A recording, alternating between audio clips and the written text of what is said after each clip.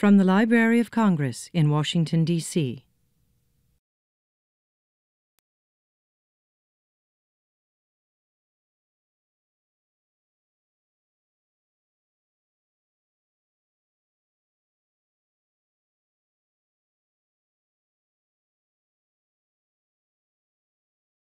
So good morning again. I'm Pam Jackson. I'm director for the Center for the Book and chair of the Library of Congress Literacy Awards Program. And I'd like to welcome you here this morning. Thank you so much for being here and being part of the conversation we're going to have. We're very excited about who we have in the room and the ideas and programs, the ideas that are going to be shared and the programs we're going to be learning about. In case you all don't know, we have representation from as far away as Afghanistan and Ethiopia, Cambodia, Canada, Maine, and right here in New Jersey, just as an example. So we've got a wide array of people and organizations that we'll be learning about today. We're very, very glad to be in this conversation. So let me take a few minutes just to provide a bit of an overview, and then we'll talk about how the day is going to go and we'll get started. First, I'd like to just acknowledge, so the Center for the Book administers the Library of Congress Literacy Awards Program, which began in 2013 and, excuse me, was a result of idea generation by the founding director of the Center for the Book, John Y. Cole. Could you raise your hand so we can acknowledge you?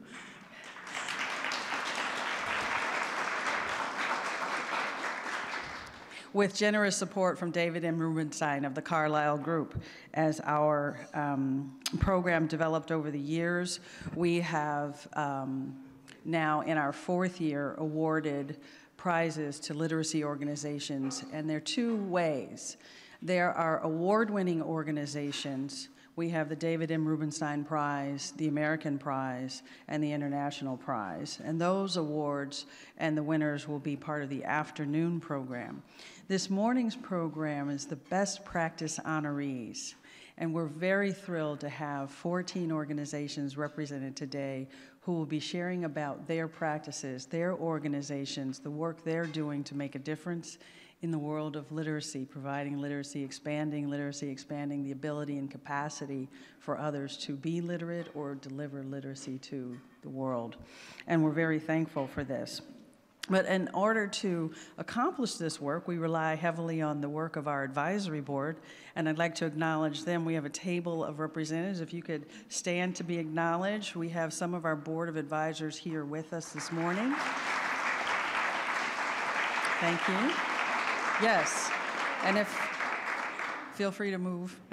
Thank you. So this group of individuals provides their expertise in serving on selection committees that review the applications for the awards program, devoting their time and attention in committee work to look at what the practices are, what the work is that's being done, how sustainable is it, how innovative is it, how wide and deep is the penetration of the services, and making their selections and doing the work to have each year's award winners be chosen from there. So we thank you and we honor you for the work and the time and the commitment. Thank you. So I also want to just acknowledge, because I don't do it alone, there are a number of Center for the Book staff, and the Center for the Book includes not just administration of the Library of Congress Literacy Awards Program, we also include the Poetry and Literature Center and the Young Readers Center. And so staff for those programs that have been supporting today are in the room, and I'd just like you guys to wave your hands so I can say thank you for putting it all together. So they're actually still working, so, oh well. And kind of another acknowledgement that we should make is that we at the Center for the Book are a part of the National and International Outreach Unit at the library. It's a one-year-old organization, a creation by the Library of Congress specifically for the purpose of ensuring that the vast, diverse, and rich collections of the library are out in the world, being shared, expanded, and multiplied, and being accessible by all everywhere.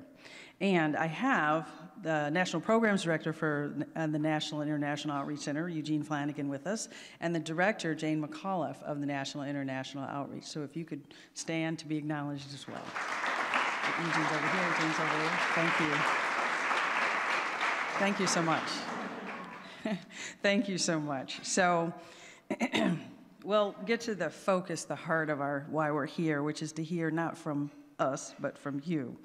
And we have organizations that were cited for excellence in best practice areas that included outreach to rural communities, initiatives and innovations in providing literacy in the workplace, research-based professional development, and the use of mobile devices to promote literacy.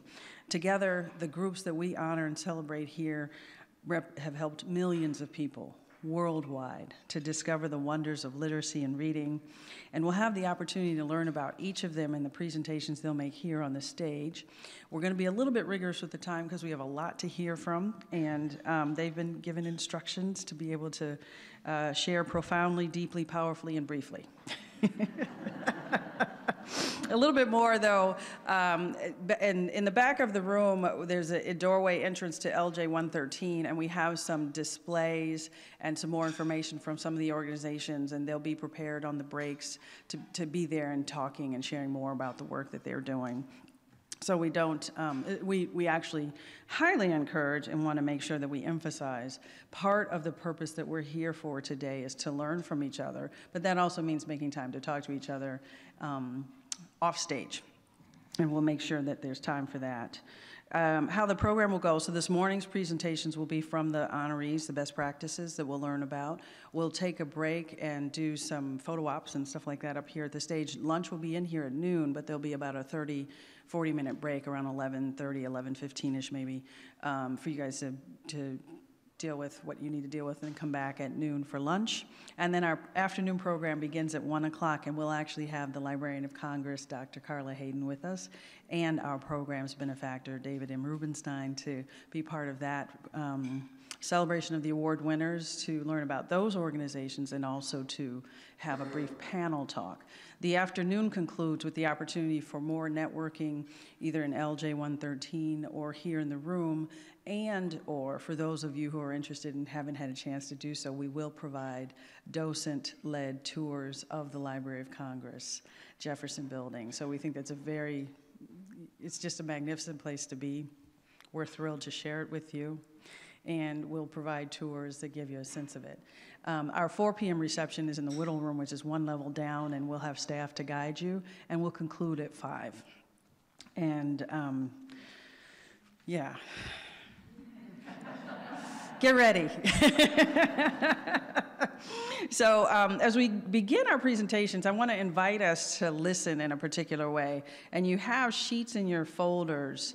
First of all, you do have the program for the day on the card on the top of your folder. But inside, we actually have some reflection sheets and note-taking paper that we have created with questions for you to reflect on as you're listening to the presenters. And we really want to invite you to listen a particular kind of way.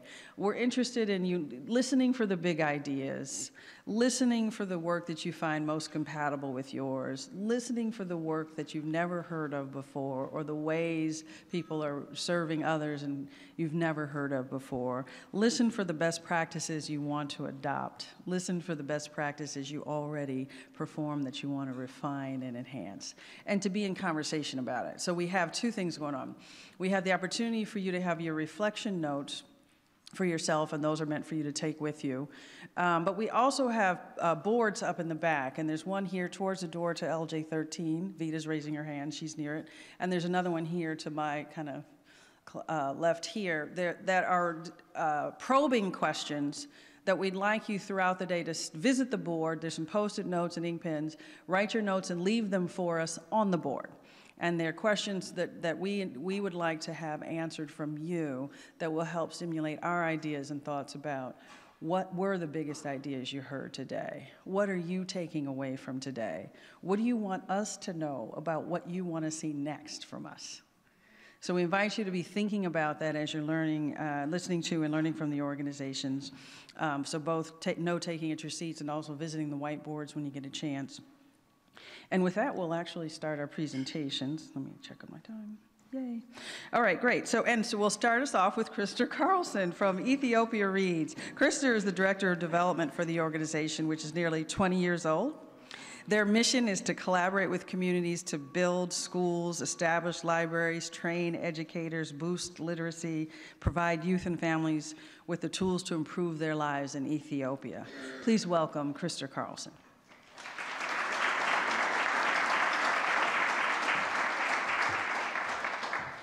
So I guess we'll get this started.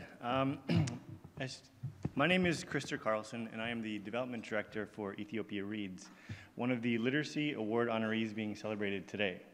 I'm proud and humbled to stand here before you, and I want to thank the Library of Congress for this incredible recognition. Ethiopia Reads has been a leader in youth and children's literacy for nearly 20 years. Since 1998, Ethiopia Reads has built more than 70 libraries in every region of the country, shipped more than 250,000 books, and serves over 130,000 children every year in rural and urban communities throughout Ethiopia.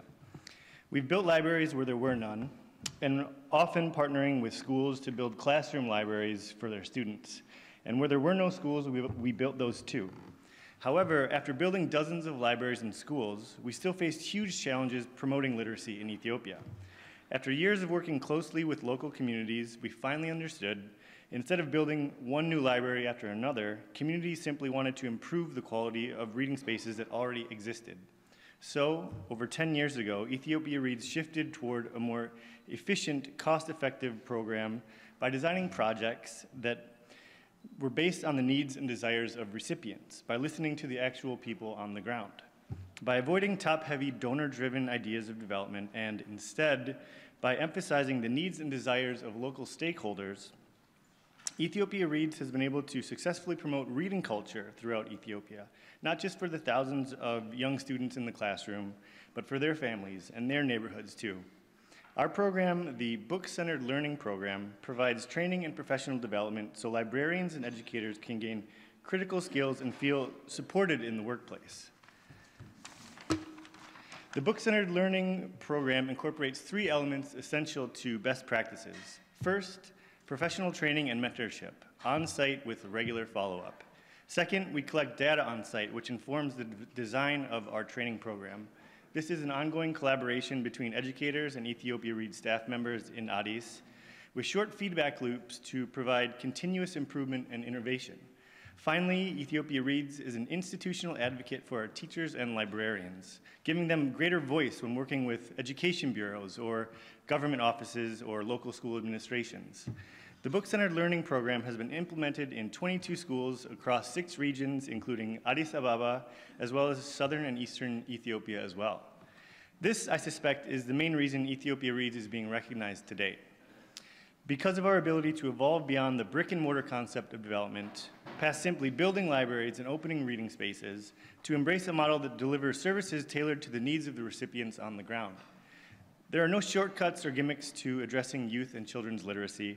It simply depends on hard work being done in the field, combined with thoughtful planning that accounts for local needs and interests. Our experience teaches the importance of a comprehensive literacy model that addresses issues of access and awareness with emphasis on quality of instruction. Ethiopia Reads has impacted over 1 million children throughout the country, and we hope our programs will serve as a model for the future. We hope to pave the way for the next generation of literate parents, teachers, and future leaders of Ethiopia. Once again, thank you for this award today. We look forward to the bright future ahead. Thank you.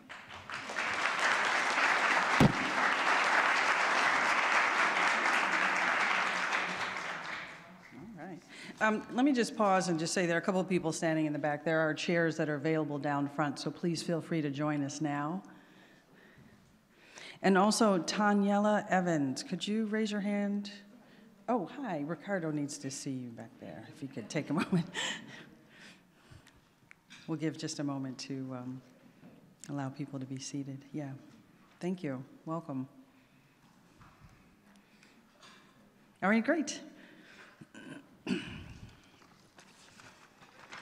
So next, we will hear from Paul Austin of Students and Parents in Cooperative Education, also known as SPICE. SPICE targets families in Waldo County, Maine, that have children ages 0 through 8 whose parents have less than a 12th grade education, a reading level.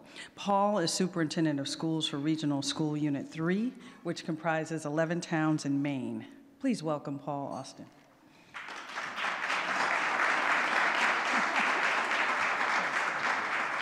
And you've got Okay.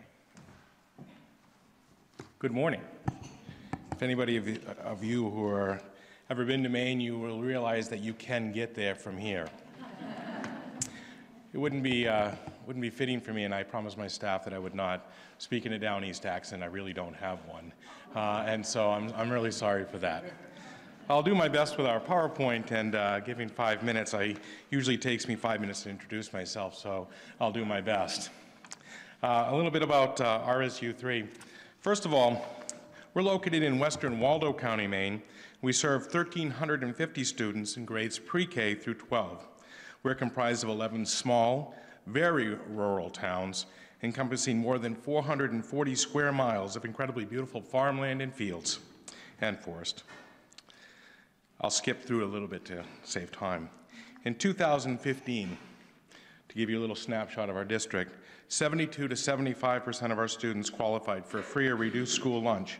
And in 2016, the district applied for and was approved for the Community Eligibility Program, meaning that all students receive free and healthy breakfast, lunch, and snacks every day.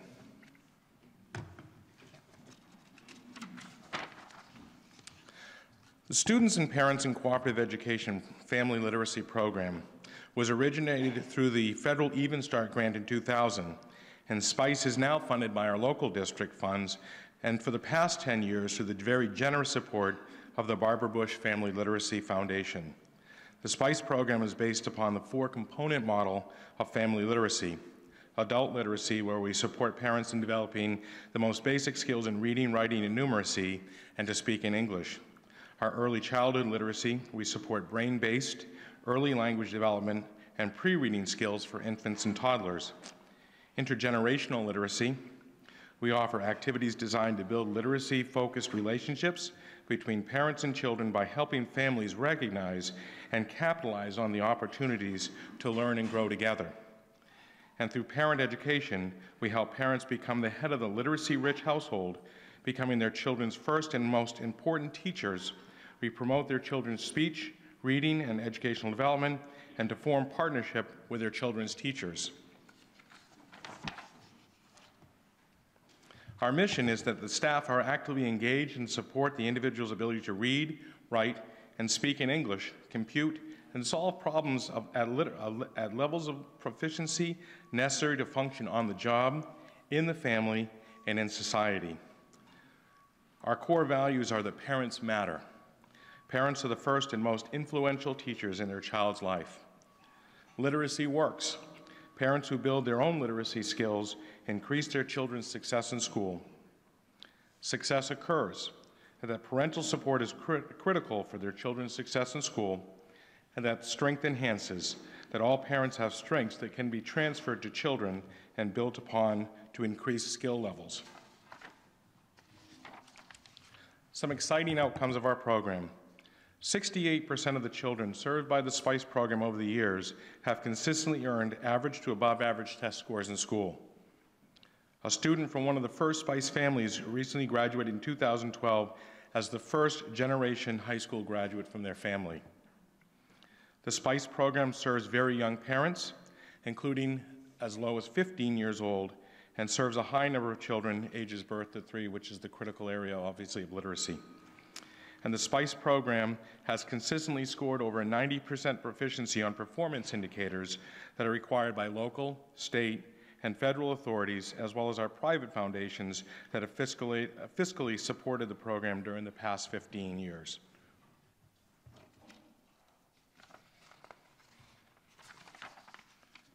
In 2005, SPICE was honored to become internationally recognized and became part of the United Nations Educational, Scientific, and Cultural Organization database for effective literacy practices worldwide.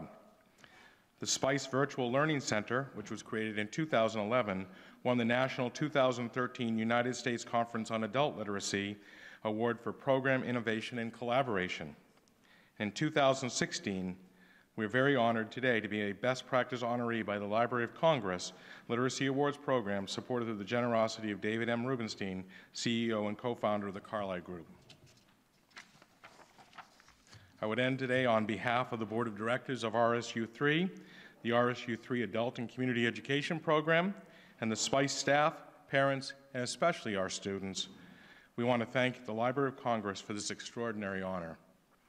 We'd also like to take this opportunity to express our greatest appreciation to the Barbara Bush Family Literacy Foundation for their continued generous financial support for the past 10 years. SPICE would simply not be possible without their incredible support. And I welcome all of you as we go on today to please feel free to contact me, to speak to me, and we'll talk more about it. Thank you.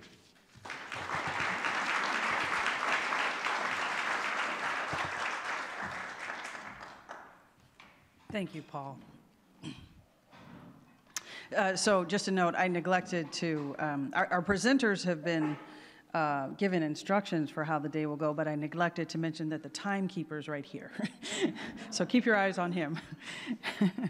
Okay, next is Sharon Rollins, Collaborative Summer Library Program, which is a consortium of states working together to provide high-quality summer reading program materials for children, teens, and adults at the lowest possible cost for libraries. Sharon is the president of the board of directors of this program and is a youth services specialist in lifelong learning at the New Jersey State Library. Please welcome Sharon Rollins.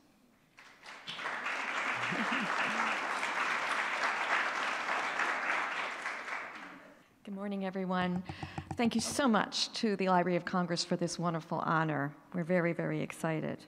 As it was so kindly already mentioned, that our mission, and you can click to the next slide if you like, is listed there. Oh, left. There we go.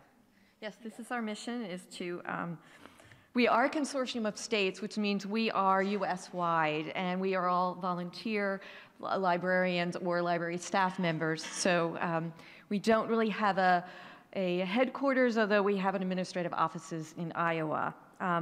But our main mission is to provide a unified summer reading theme along with professional art and evidence-based materials so that member libraries can provide high-quality summer reading programs at the lowest costs. We have been around for nearly 30 years, and we are basically a grassroots movement of several states in the Midwest who decided they did not want to keep reinventing the wheel when it came to summer reading. Many of the libraries are small ones where they only have one staff member, or they have volunteers who come in who may not be librarians or educators.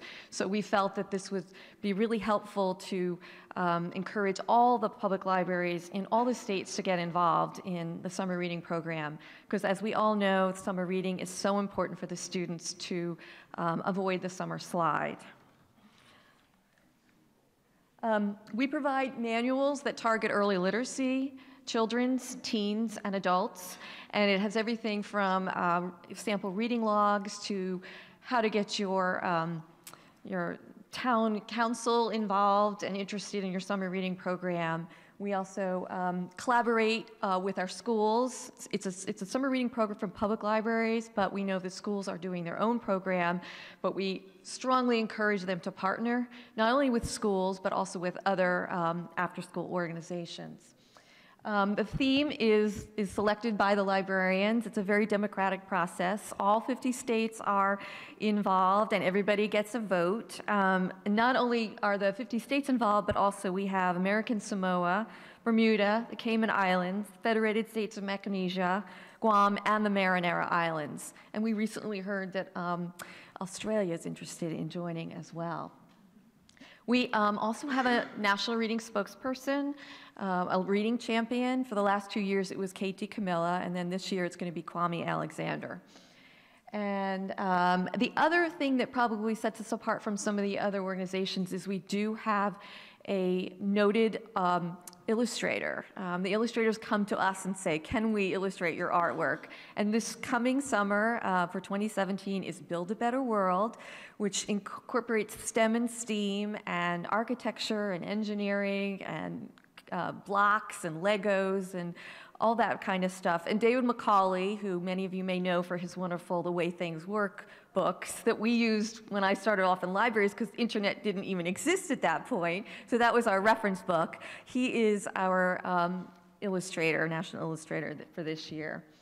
It's a low-cost program. We charge a membership fee for each state, and then there's a minimum amount for each library within the state, but it's very cost effective and very easy for libraries that have one staff member to get involved. The manuals have hundreds of program ideas, and it's really a package where you just give it to the library and you say, here it is. We provide the artwork for them. All they have to do is use it. And the same high quality standards are across the board in every state. The librarians that write the manuals are all volunteers, but they are very knowledgeable. The evidence-based practice is the fact that we are working with several communities and getting their evidence-based surveys to prove that, definitively, that Summer Slide does exist and that the summer reading program is really helpful. Measurable amounts is what I just mentioned. And it's really sustainable because it's the program that the librarians are doing anyway, and we are the ones involved with the program. We are professional librarians, and so we take the materials, we know our libraries, we know our communities, we know what they like, and we gather together and get the ideas from staff members throughout the country. So it really is a grassroots movement done by the librarians for the communities that they serve. There's 19,000 public libraries that are involved, and that doesn't even include the number of students. One more slide. This is just a picture of the kids and what they're doing in the summer and how much fun they have. Thank you so much.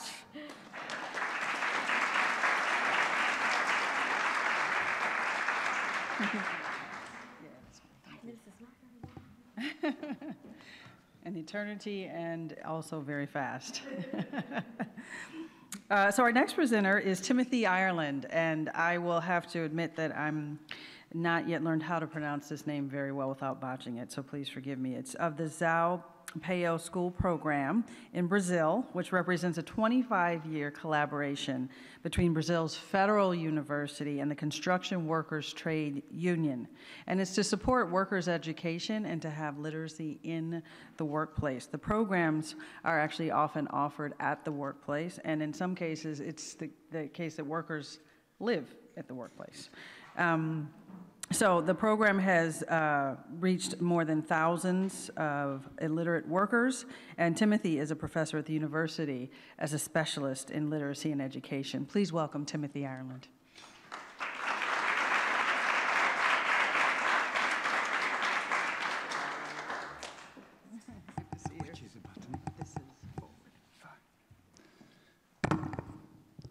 Good morning. Bom dia a todos e a todos. It's always a pleasure to be able to speak in Portuguese and in English, and a great honor to be here at this ceremony and to represent the Zé Peão School. The Zé Peão School is a literacy and basic education project for building workers in the civil construction industry in João Pessoa. This just gives you an idea of the type of classroom I've used. I decided to go for more photographs to give you an idea and a feeling of what the school is like rather than talking so much. This is our logo mark. Just to give you an idea where we're situated on the map. At the top left-hand corner, you can see the map of Brazil. The brown yellow is the northeast region of Brazil.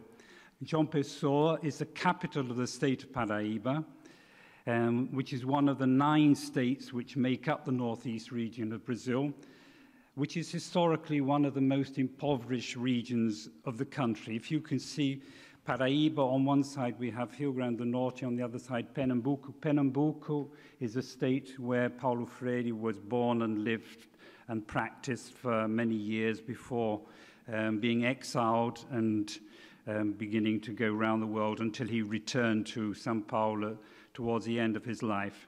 So literacy work in Paraíba has been very much influenced by Paulo Freire's thinking over the last 50 years, more or less.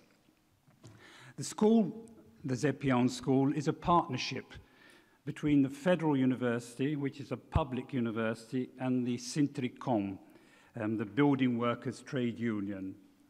The Building Workers Trade Union in João Pessoa is one of the biggest trade unions. It has about 10,000 members, has become increasingly strong over the last 30 years since a group of workers took over. This photograph just shows a typical member of the Building Workers Trade Union, a typical construction worker in Brazil. And we have a poem which is part of our literacy material, which is, the translation is the following. It says, "My name is Benedito. I was born in the countryside. I live in the capital. Here I work in the construction industry. I build tower blocks and houses. I build bridges and I dig drains. My hand makes the city grow. I dream of building a good house, a house for my family to live in." So Benedicto is very much the typical student of the project. The workers are all mainly men. We have a few women, but very few women. They come from the countryside in search of work in the city, and most of them were formerly agricultural workers. This partnership, as you can see, the university, the typical logo mark of the university and the Building Workers Trade Union, this has been the strongest mark of the project over the last 25 years. The university has one agreement with a workers' trade union, and it's very rare for the university, as a public university, to make such an agreement with a workers' trade union. So the school offers literacy and basic education, as well as a series of other activities, including health and nutrition, cultural activities, mobile learning workshops using tablets and digital media, access to reading and books in the building site. Classrooms are all situated in the building site. They take place from 7 till 9 at night, from Monday through to Thursday. The teachers, just gives you an idea of what the building sites are like in this part of the world. The teachers are all students from the university, from various courses, from pedagogy, from literature. We have chemistry, biology, languages. They all receive a small stipend. The majority are women. There are very few men. The objectives of the school are to contribute to the general education of the building worker and to his formation as a critical citizen and trade unionist. The results, you can see the school, and the results after 25 years of activities, more than 5,000 building workers have been attended, and indirectly their families as well, and 400 students have been trained as educators. We've also produced textbook material, numerous academic articles, and a large number of master's dissertations and PhD theses. Thank you for your attention. Obrigado pela atenção. As we move to our next speaker, we have from the GIZ Police Department, I think we have the representative, listed is not here, and in their place is going to be Mustafa Ahmadi. The GIZ Police Cooperation Project is a project in Afghanistan that's established in response to the low literacy rate of the Afghan National Police, 72% of whom are illiterate. Please welcome Mustafa. Good morning, ladies and gentlemen. It's a pleasure to be here and a great honor to be here today and to talk about our project and our achievements and what we do and how we do the literacy program back in Afghanistan. I like this picture. When I see it, that motivates me. When you see the girls and boys, I mean, with less opportunities that we have back in Afghanistan in joining police forces, not only serving their country, but at the same time they receive, so to speak, free education. Unfortunately, back in Afghanistan, 62% of, in general, the population are illiterate. And that affects a lot the police, the unit that they are responsible to implement rule of law in the country. Almost 75% of the police are illiterate, 15% of the police are semi-literate, the rest are literate. We call them the officers. The objective of the project is very clear from the responsibilities that police has. Back in the society, we are working not only to literate them, but also to create a good relation between the community and the police and the unit that they are responsible to implement the rule of law back in the country and in the districts. Currently, the project that, so to speak, I represent here, we cover the whole provinces of the country. We are active in 34 provinces of Afghanistan. And currently, around about 30,000 police are participating in our literacy courses on a daily basis. In general, around 80,000 police have gone through literacy program in Afghanistan. And we have done several surveys in order to see the impact and the result of the project. And the result keeps us motivated to continue the work that we do back in Afghanistan. Because one of the aims that we have, we are aiming and focusing to build up a bridge between community and police so people can trust the police, the forces that they are responsible in their societies. The photos of the police, you see, they've got a gun and they've got a notebook. They are responsible to implement rule of law. At the same time, they are willing to learn. And we were asked for sometimes why you've got a gun in a notebook. So they are police, and they had to have it, and they had to carry it on.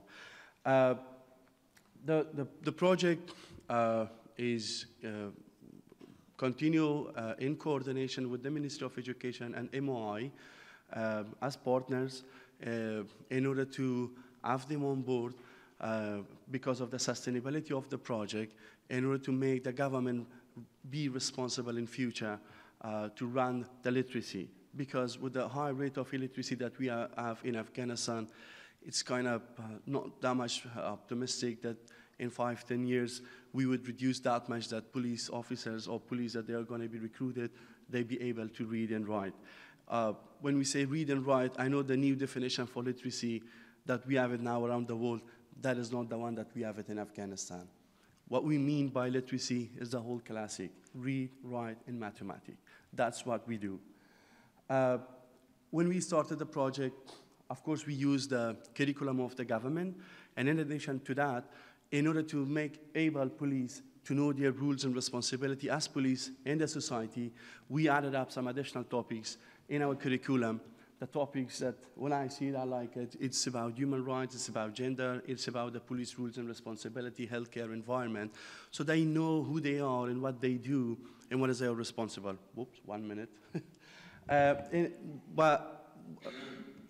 In addition to that curriculum, we created or we upgraded the curriculum that we had from 4th to 6th grade, because literacy back in Afghanistan means that from the 1st to 3rd grade of a school, since the police are responsible and they have to know more about their rules and responsibility, we upgraded the curriculum from 4th to 6th grade, which means that once they have gone through the course, they would be able to continue their further education at any school they are willing to. Thank you very much, and still I think I've got a minute, and also I've got a news of one of the project that is underway. Soon it's going to be launched. 1,000 library all over the country in all police units gonna be sent off pretty soon, which consists of almost 500 different topic of books in order to have small library in the police unit. Thank you very much.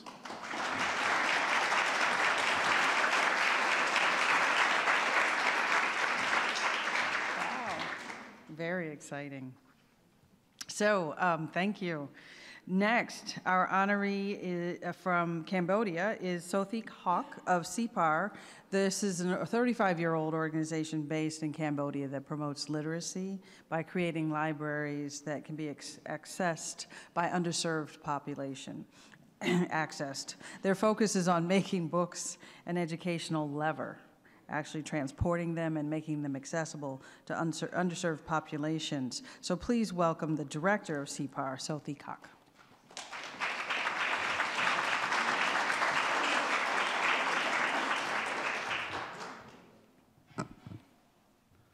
Good morning, everyone. I have two parts of presentation. The first is a PowerPoint, and the second will be a small video. So I will, as we have not so much time, so I try to go very, very quickly with the presentation.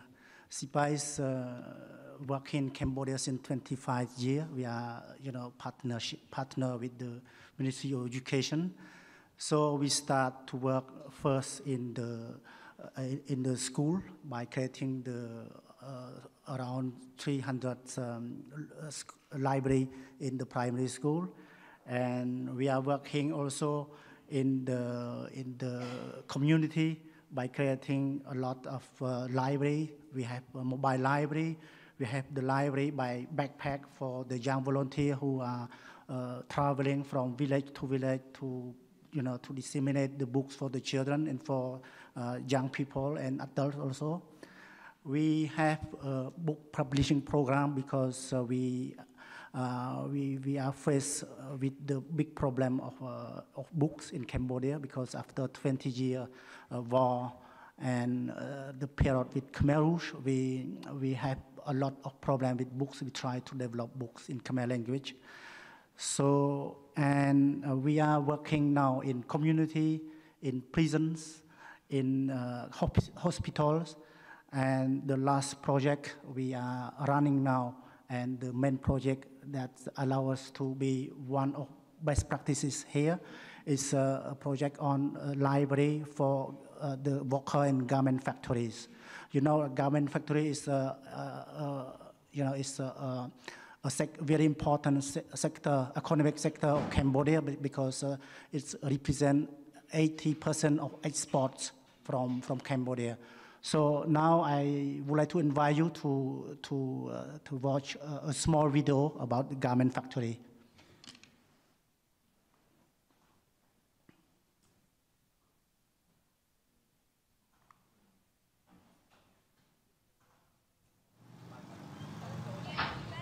ខ្ញុំចូលចិត្តចៃសិភៅរឿងទន្សាយចង់ស៊ីចេកខ្ញុំជួនកាលចៃសិភៅអង់គ្លេសទៅជួនកាលចៃទស្សនាបដីជួនកាលចៃសិភៅធ្វើម្ហូបជាទូទៅគឺខ្ញុំចូលចិត្តសិភៅសុខភាព I think every managers or every factories that can afford it should have one.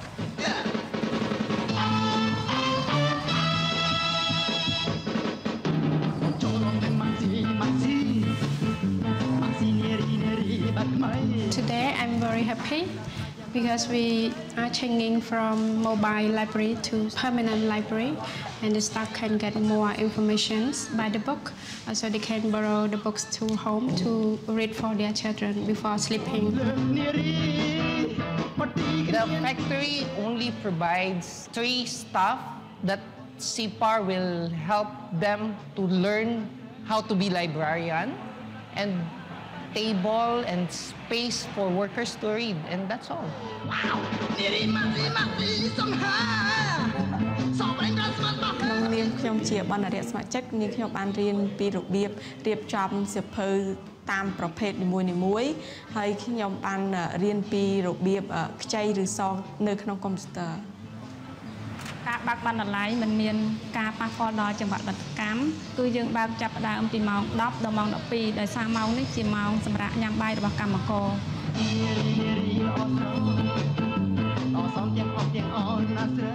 SIPA help to provide with the books, posters, flyers, digital pads, and then computers.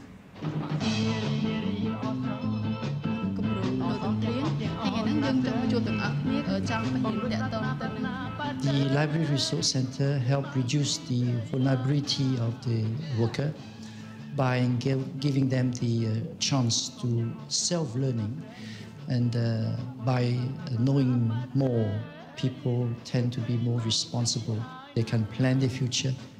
បាទចាប់តាំងពីរយៈពេល1ឆ្នាំដែលយើងមានបណ្ណាល័យនៅក្នុងរោងចក្រមកអវត្តមានប្រចាំថ្ងៃមានការថយចុះនិងការលាឈប់ពីការងារក៏មានការថយចុះដែរព្រោះពួកគាត់សប្បាយរីករាយដែលពួកគាត់បានមកធ្វើការហើយគាត់អាចអានសៀវភៅបាន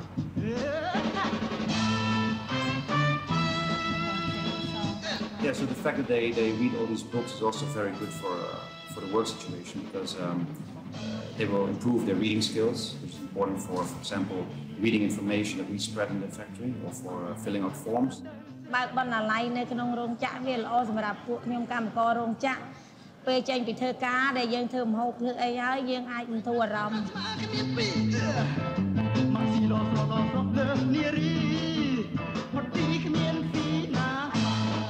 It will help our workers to be more knowledgeable. It will help them to overcome whatever issue they might have at home or even at work.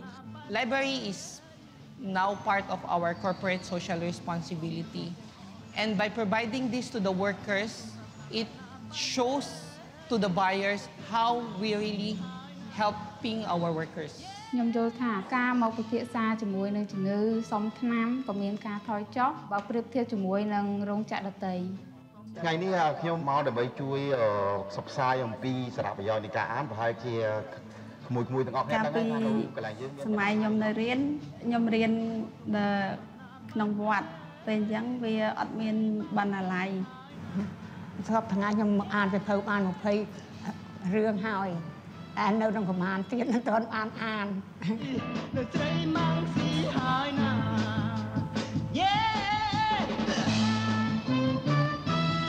ការបើកបណ្ណាល័យនៅក្នុងរោងចក្រគឺផ្ដល់ផលប្រយោជន៍ទាំងកម្មករទាំងរោងចក្រខ្ញុំសូមសំណូមពរឲ្យរោងចក្រដទៃទៀតបើកបណ្ណាល័យដូចជារោងចក្ររបស់ខ្ញុំផងដែរ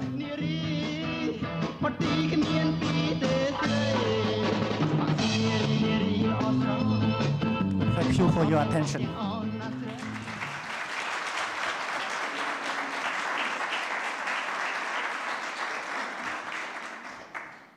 That certainly made it more real, didn't it?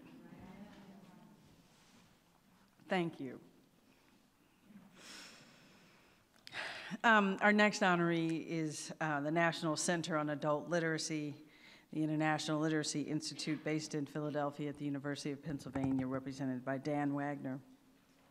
This organization focuses on improving literacy policy, practice, and professional development through research.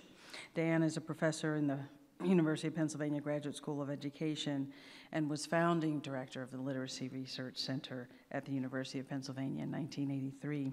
Since 1990, he's served as a director of the federally funded National Center on Adult Literacy, as well as the director of the International Literacy Institute. Please welcome Dan Wagner.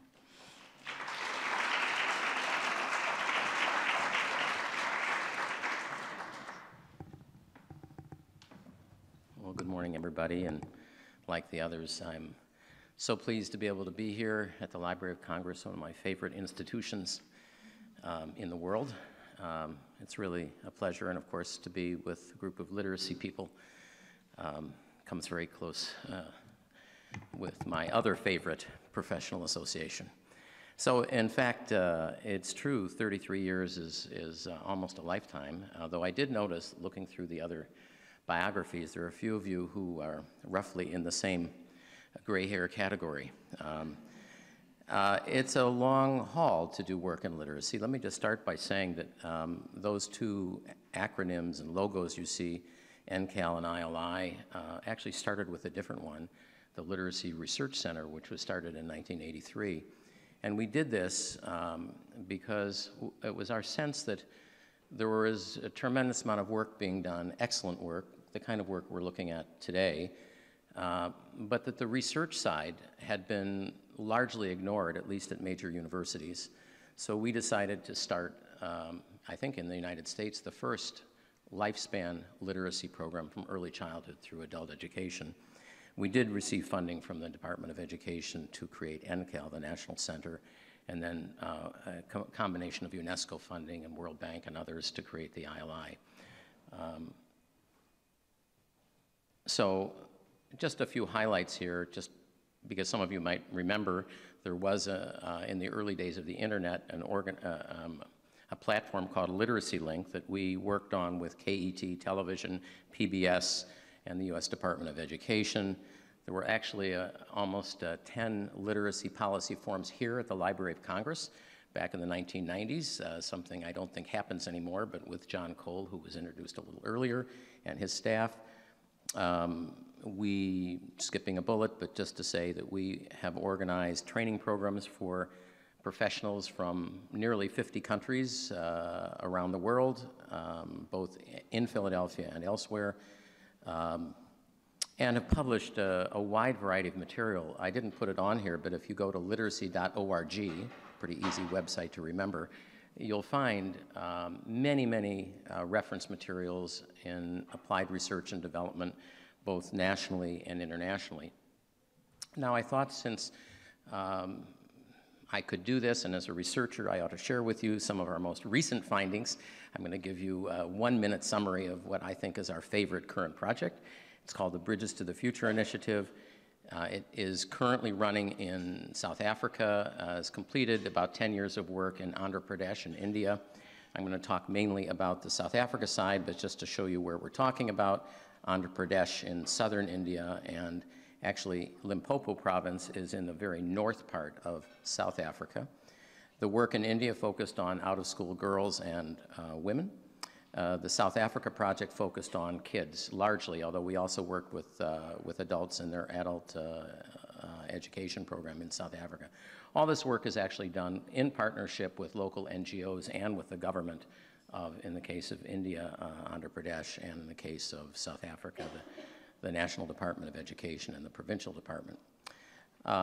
So South Africa, like many of the countries even today, talking today, and when you go to international meetings like UNESCO meetings, have a common set of problems. These are the ones I'm noting for South Africa. That is, there are literacy needs across the board from early childhood through adulthood. There are, I'm sorry, there's a typo there. It's not 111 languages in South Africa. It's only 11, And there are all kinds of problems in South African education. So this is what our project looks like on the ground. I'm not showing a video today because of the just the time limitations, but you get a sense of the kids who are in first, second, and third grade here, who are incredibly motivated and eager to try out our program. What is interesting about the program, just one technical point here, is that if you go internationally, even here in the United States, of course, there are kids who speak different languages in the same classroom or in different classrooms. Part of the goal in our program was to provide multilingual literacy on a single platform. So you had a choice of learning in either 3 African languages or in English. You could toggle back and forth. It's a very interesting, innovative program. I'm going to skip this. It works, just to show you some data. Don't have time to tell you what curves you're looking at, but it does work. And we are planning to expand in South Africa and elsewhere in Africa, and probably in South Asia as well. So my time is up, and thank you very much. You need to contact me. Same email address the last 30 years. So thank you very much.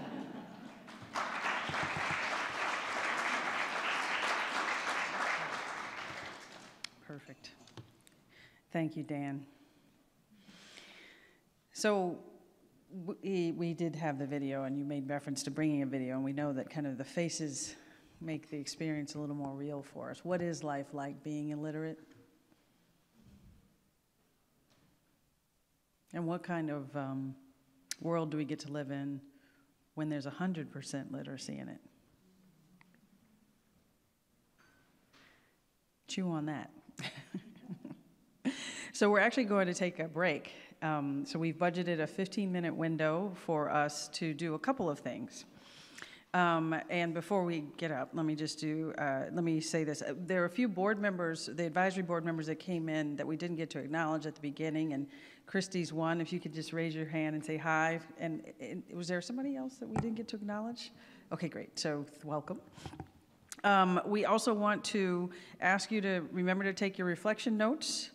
And we invite you to refresh your beverages and refresh your breakfast, and also take a few minutes to dialogue. We'll reconvene at 10:30 with the second half of the presentations. Thank you so much.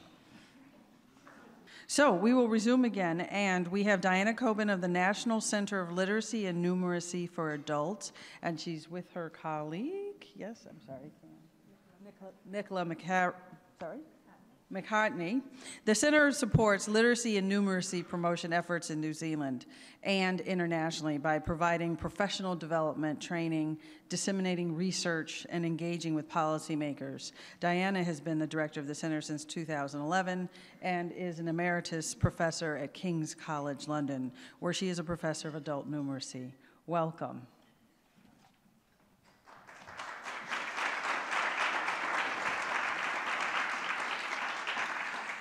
Thank you, Pam, and thank you very much to the Library of Congress for this honour. We are most delighted to be here, and it's a great pleasure to hear about all the work that's being honoured today. Thank you for allowing us to be part of this.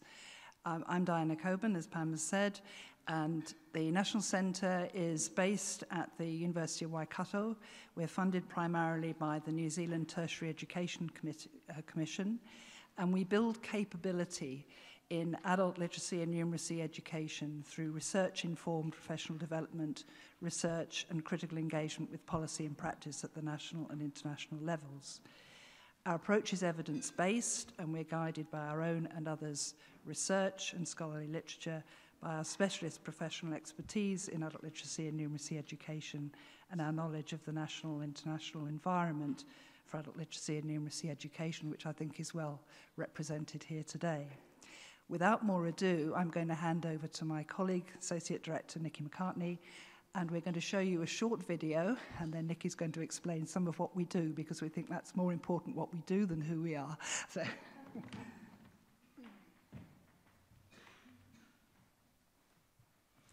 New Zealand is in the centre of the South Pacific, and as you can see, we're not Australia, but we're quite close to Australia. It's that little country in the very middle there. We're surrounded by sea, and as such, we are very aware of ripples, and we're very aware of ripples when they set in motion change. We think we have a couple of good evidence-based practice ripples that we would like to talk to you about today. The first one is talking about the approach that New Zealand has taken to embedded literacy and numeracy, whereby at the National Centre we are charged with upskilling tutors, workplace trainers, with how to teach literacy and numeracy at the same time as teaching their vocational programs at the same time. So this short video, we're only going to watch 10 seconds or so of it because we know time is against us, exemplifies our evidence-based practice of embedded literacy and numeracy. Specifically, it points out how our approach is contextualized, it is explicit and transparent, and it is woven through the training so that we are teaching literacy and numeracy where literacy and numeracy occurs within the program. Therefore, we have double aims, literacy, numeracy, and vocational aims, and double outcomes, literacy, numeracy, and vocational outcomes. Yeah.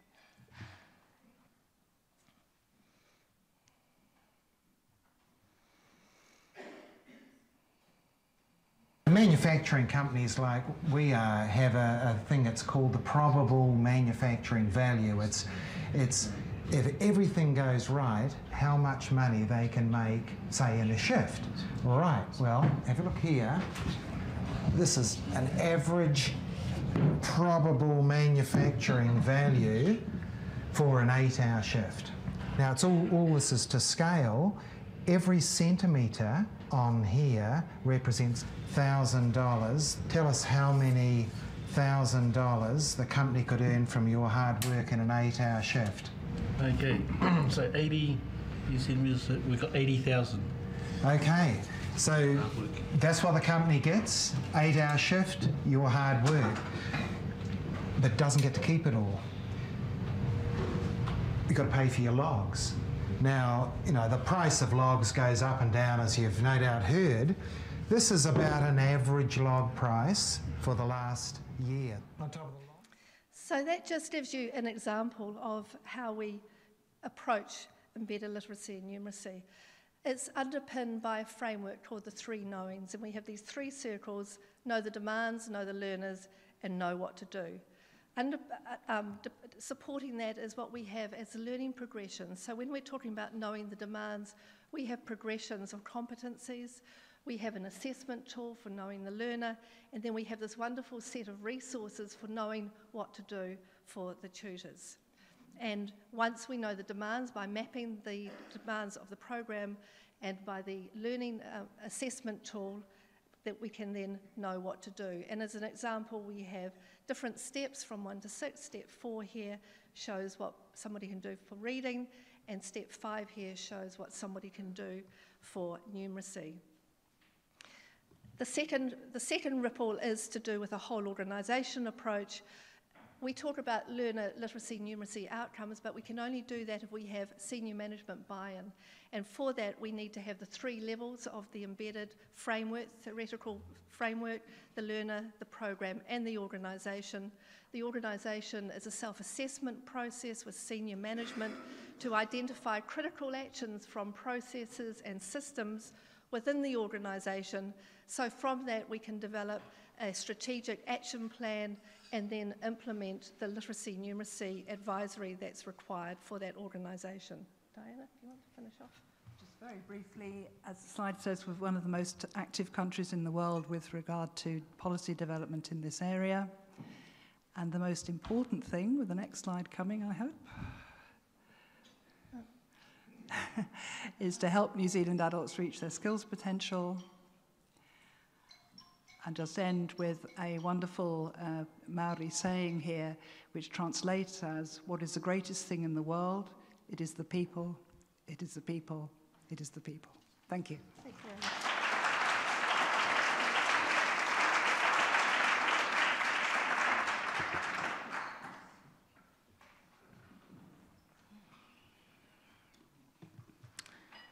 Thank you, Diana and Nikki. The Chicago Literacy Alliance is represented today by Allison Hanold, who is the Alliance's Partnerships Director. The Alliance was established in 2009 to encourage collaboration and resource sharing among Chicago area literacy organizations. The centerpiece of that program is the Litera Center, a 41,000 square foot space that can be shared by many literacy groups. So please welcome Allison and her colleague, Stacy. We're tag teaming it today. It's not just me. Hi, there are 2 of us. This is Allison and I'm Stacy.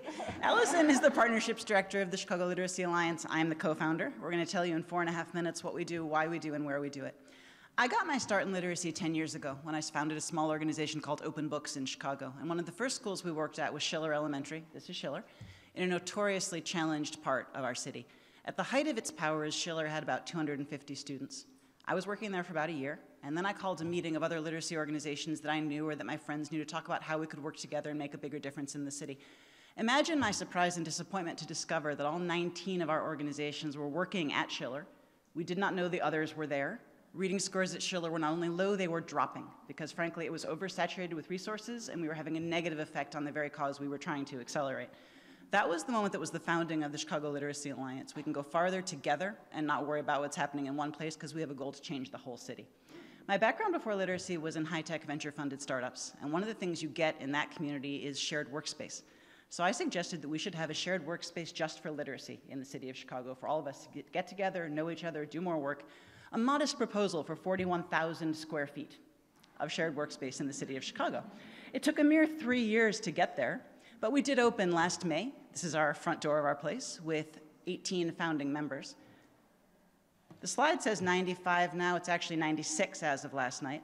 Allison will tell you how we've quintupled in a little more than a year and why we do what we do.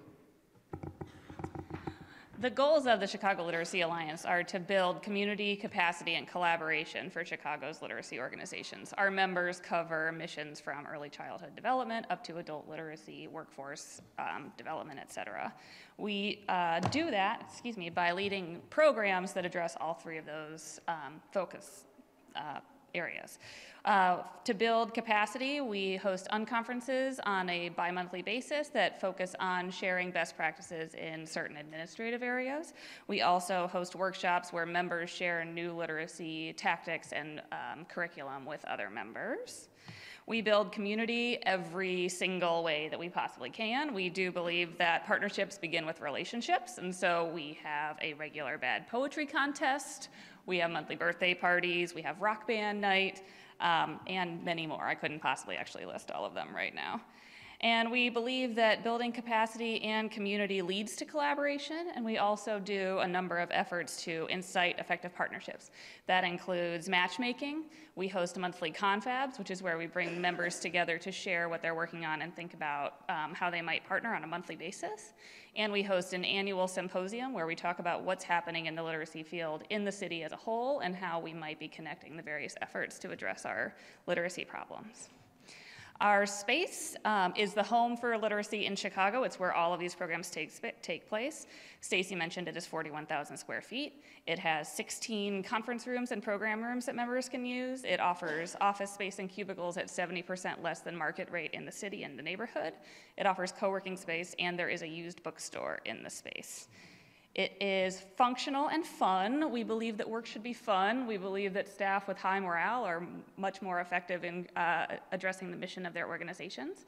Our space is covered in puns. Every conference room is named after a famous work of fiction with the word room somehow in the name, including Catcher in the Rye, Wuthering Heights, Vroomkenstein, Romeo and Juliet, etc.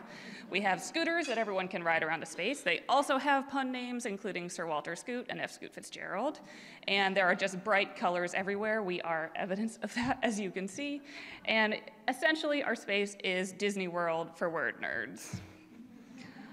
All of this fun is by design. We believe that culture eats strategy for breakfast, and we want to make sure that people can collaborate by feeling relaxed, by letting down their competitive walls, and really connecting with an open mind.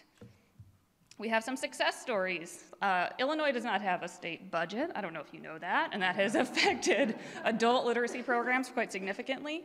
Literacy Chicago is the oldest adult literacy program in the city. It was on the brink of shutting down due to the budget crisis. By moving to the Litter Center, it cut 85% of its administrative budget and now hosts all of its programs in the space. Chicago Hopes for Kids does in-shelter literacy tutoring for homeless youth. They never had a stable office. By moving into the space, they were able to raise thousands of dollars due to the legitimacy of the space, and they've doubled their staff. And we are creating efficiencies for organizations. Open Books is an anchor tenant. They save an annual $100,000 a year by moving into the space, which all of those funds are now rededicated into their programs. So please come visit us next time you're in Chicago. Or during lunch break. Yes, thank you.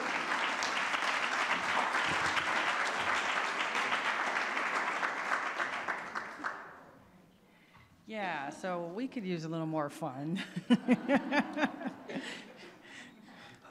Wow, yeah, I scooters in the Library of Congress. I'm game. Next to present is Jessica Rothenberg-Alami, and she is from Cell Ed, who uses a mobile-first approach to deliver literacy services through basic cell phones. To initiate a session, users call a central number and listen to a spoken lesson. Jessica is the chief executive and co-founder of Cell Ed, so please welcome her.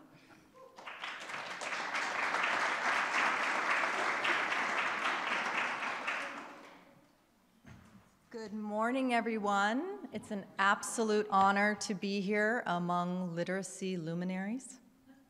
As you heard, I am Jessica Rothenberg-Alami. I am the CEO and the co-founder of CellEd, where we bring literacy skills to anyone with a mobile phone. And why? As you know, over 800 million adults are non-literate in the world. 2 out of 3 are women, like Lucia, who before starting CellEd had less than a first grade level of education in her 40s. After 4 months on our program, not only did she learn to read and write, she asked for more. And that's why we designed English on the Go, vocational skills, health, financial literacy, and other courses, because 1 in 4 Americans lack functional and other essential skills to navigate daily life. This is an incredible challenge for all of us to overcome. There's so many reasons barriers exist. Less than 5% of adults have access to classrooms. Less than 1/3 have access to the internet. And even if they do have access to the classrooms, often the content is just not relevant to their needs. And really, that's why we get personal at CellEd. We want to know, we want to understand what each and every one of our learner is needing. What is their specific learning pain point? What are their goals for their learning? And we can do this on any mobile phone. We can discover and be with each and every learner where they're at and grow with them. So that makes us disruptive. Because we meet each learner where they're at and offer them an access on any mobile phone, simple, feature to smart, and provide them a live coach that can have a two-way conversation to make sure goals are reached, we are a bit different in our space.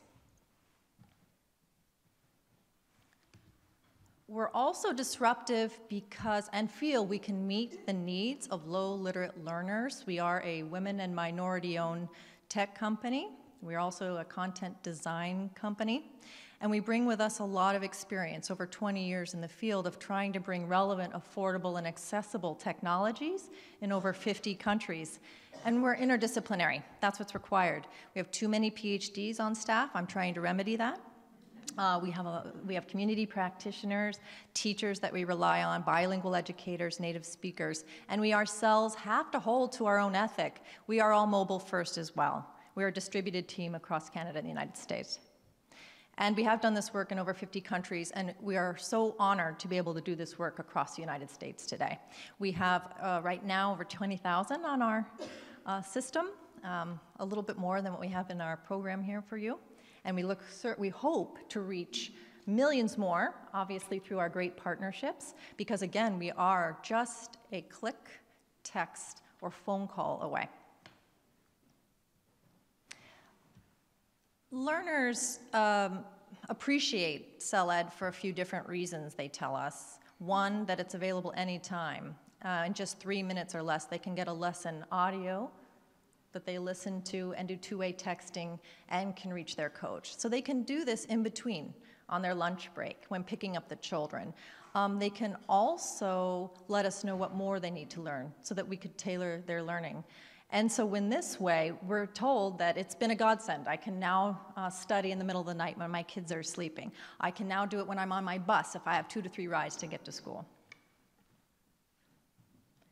We're flexible. I mentioned our course catalog that we have, but we also adapt and customize our content to our incredible partners. For example, with the state of New York, we can provide customized audio lessons and texts that go out to our migrant farm workers and other folks who are on our system there. For the largest labor union, the SEIU, we can, for their health workers, customize some of the content, and then it can become available to up to 1 million members very quickly and easily. It's a very adaptable, flexible platform.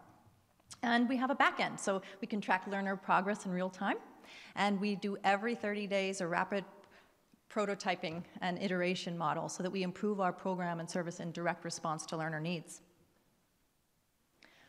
We think it's about time to give adult learners the best we have to offer in ed tech, And we hope we're doing this and taking a step in that direction by making it fully accessible, universal access on any, to our courses via any mobile phone, and small bits of information that can be gained in a few minutes a day, any time of day is our way of doing that.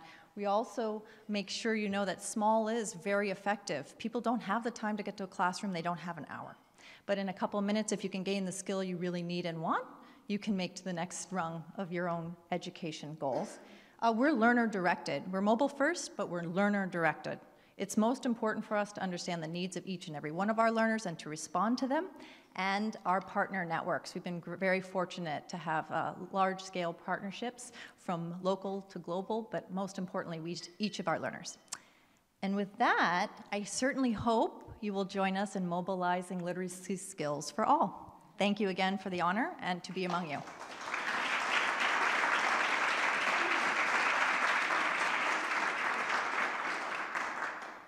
There's such a diversity in the program activities of the organizations we're meeting today. It's really, really fabulous, very inspiring, and just, I hope, gives us the sense of the power and the magnitude of what we can accomplish.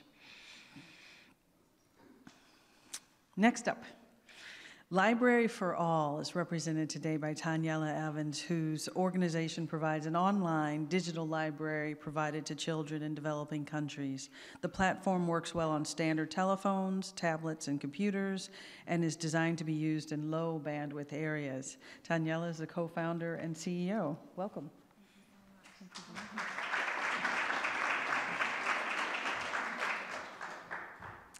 Thank you so much. So our mission at Library for All is to make knowledge accessible to all equally. Sounds audacious, right? Especially in a time that we live in where 250 million children across the developing world are not learning the basics of how to read and write. Yet at Library for All, we are optimistic about the future. Like many of you here, we know that 6 of the 7 billion mobile phone subscribers live in developing countries. And we see this as a huge opportunity to change the situation that we currently face. At Library for All, we've built a digital library platform that makes ebooks accessible in low bandwidth environments on low-end devices, including mobile phones, tablets, and in a browser. In building the library with pilots in 5 countries, we've made some remarkable discoveries. Firstly, as my colleague mentioned earlier in the research, mother tongue books are the most popular books in our library, not only because they increase literacy, but actually because there's a huge demand for those books. This is our library platform. This is a graph from our pilot in Cambodia. We noticed initially in the pilot that there was an increase in reading, but after about 2 months, reading started to drop off. And we asked our partners, what's happening, what's going on at the schools? They told us that the children in the schools had read every single Khmer book on the library in just a few months. So this is obviously a big challenge, but also an opportunity. So we know that we must work to fill the virtual shelves of this digital library with relevant content, especially in the mother tongue. Secondly, we learned that Library for All is having positive unintended consequences on children's outlook on their life. For example, one of our partners in Haiti works with former child slaves. It's a practice in Haiti that still continues today. And one of the child advocates, Samuel, told us about Jerry. When Jerry started the program, he was so shy that he wouldn't read at all. He wouldn't read in front of his class, and he was embarrassed that he didn't know how to read. Now, today, Jerry is so motivated to get up and read aloud in front of his class, and he just shared with us just the change in his self-esteem and his confidence. And this is the power of reading, right? This is the power of books that we all know, the ability to just change a boy's life, a young boy's life in Haiti, in the programs that we're working in. So there's so much we can learn about readers in the developing world to better serve them. We are delighted to be honored here today for our best practice with many organizations in the field that we know and respect. there's no way that we could undertake this work alone. And I'm here, fortunately, also with my board chair, Philippa Tyndale. She's come from Australia, which is not New Zealand, we know, but she also has a wonderful accent, so please come and speak to her. We're based in New York, but we have a global team, and we invite all of you also to be a part of a convening that we're going to bring together early next year with our partners at the New York Public Library to talk about how we can achieve this audacious goal, how we can scale up the plans to put a library in the hands of every person on the planet, regardless of geography, income, or ability. Thank you very much.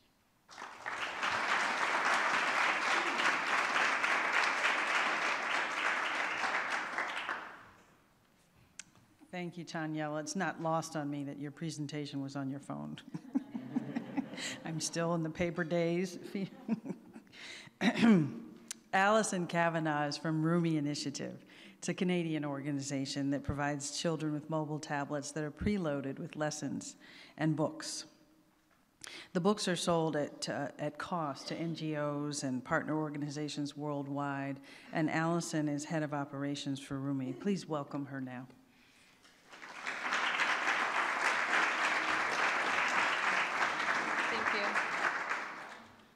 Hello, everyone. I just want to start out by saying what an honor it is to be here today to be able to tell you about our work at Rumi. We were founded in 2013, so we're a fairly young company, but we have done a lot in a short period of time, and I'm really happy to be able to tell you about it. So what we do is we work to organize the mass of free learning content available online and deliver it to the people who need it most. And how do we do that? Well, with technology, of course. When we saw that tablet hardware was available for $50 and all of this content was available for free, we knew that there was a new solution to education that could leapfrog over traditional libraries and help bring access to education to everyone around the world. I want to play a short video to show you one of our projects, which actually takes place in Toronto to teach English to newcomers to Canada.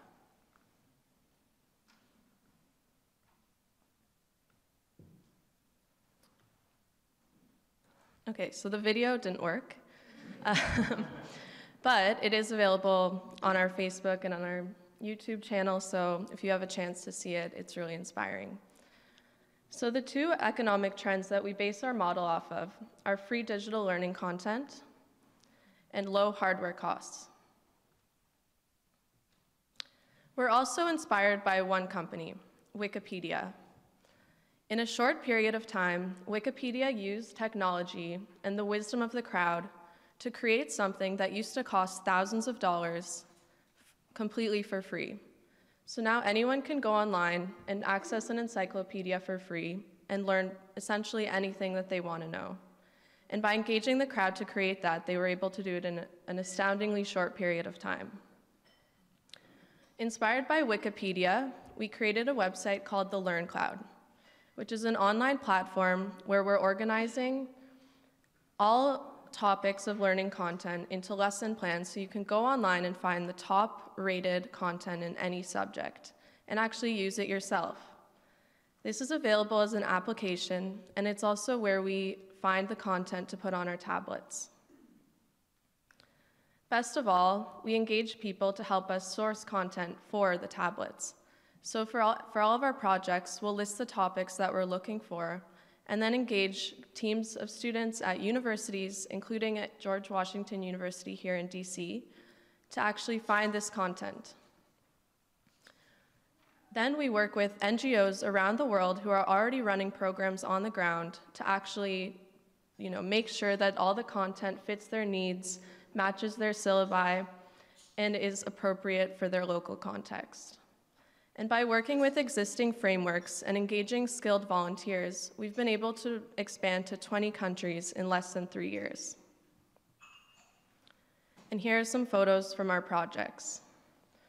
Some of our projects include students in Liberia who used to be child soldiers and are now being rehabilitated to learn vocational skills, English, and healthcare knowledge. Other projects include programs for Syrian refugees in Turkey and Lebanon, where millions of children are at risk of becoming a lost generation. We're also doing programs in Canada, in the city of Toronto, where students don't have great access to education or after-school programs, as well as in the north, where students don't have access to the internet and are therefore losing out on a lot of this knowledge that we take for granted. We measure impact through technology. So with our tablets, we have device analytics that track impact and individual student progress.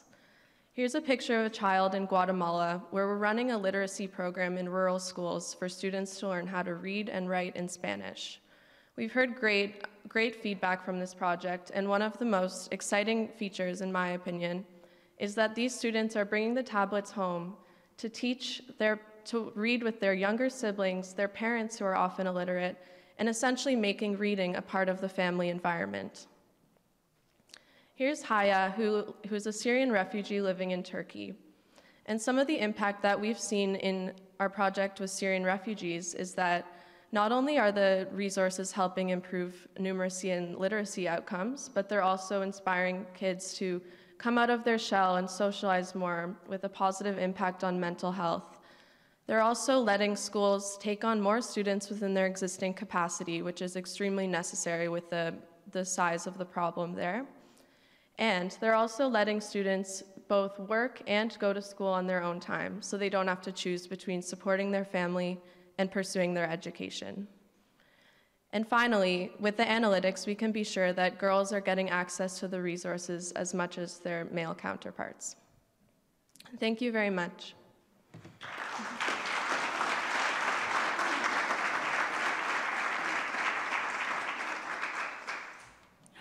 Wow. So one of again, one of our best practice areas is mobile devices and the use of them in promoting literacy. And it's just amazing to see what's possible. It really is. Our next presenter. New York City Department of Homeless Services, represented by Karen Schaefer.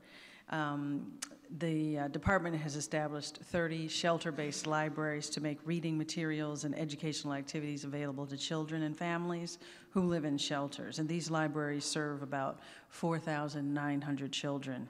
Karen is the Director of Homeless Services. Please welcome her and her colleague. Welcome. Good morning. We are so honored to be here today. I'm joined with my colleague, Susanna Villadel. We are extremely excited because, as others have said, partnerships is so important in resonating throughout today's events. And I think one of our tremendous partners has been from Scholastic. I saw Karina Pollan here today, Vice President, and we thank her so much for her support. Our project actually came out of the mayor's office. Mayor de Blasio had created the Children's Cabinet, comprised of 24 city agencies that actually had brought together different initiatives concentrating on children's needs. And one of the key initiatives, of course, was literacy.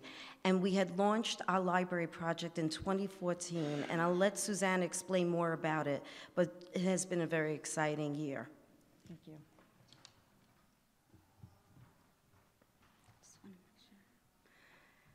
Hi, everyone.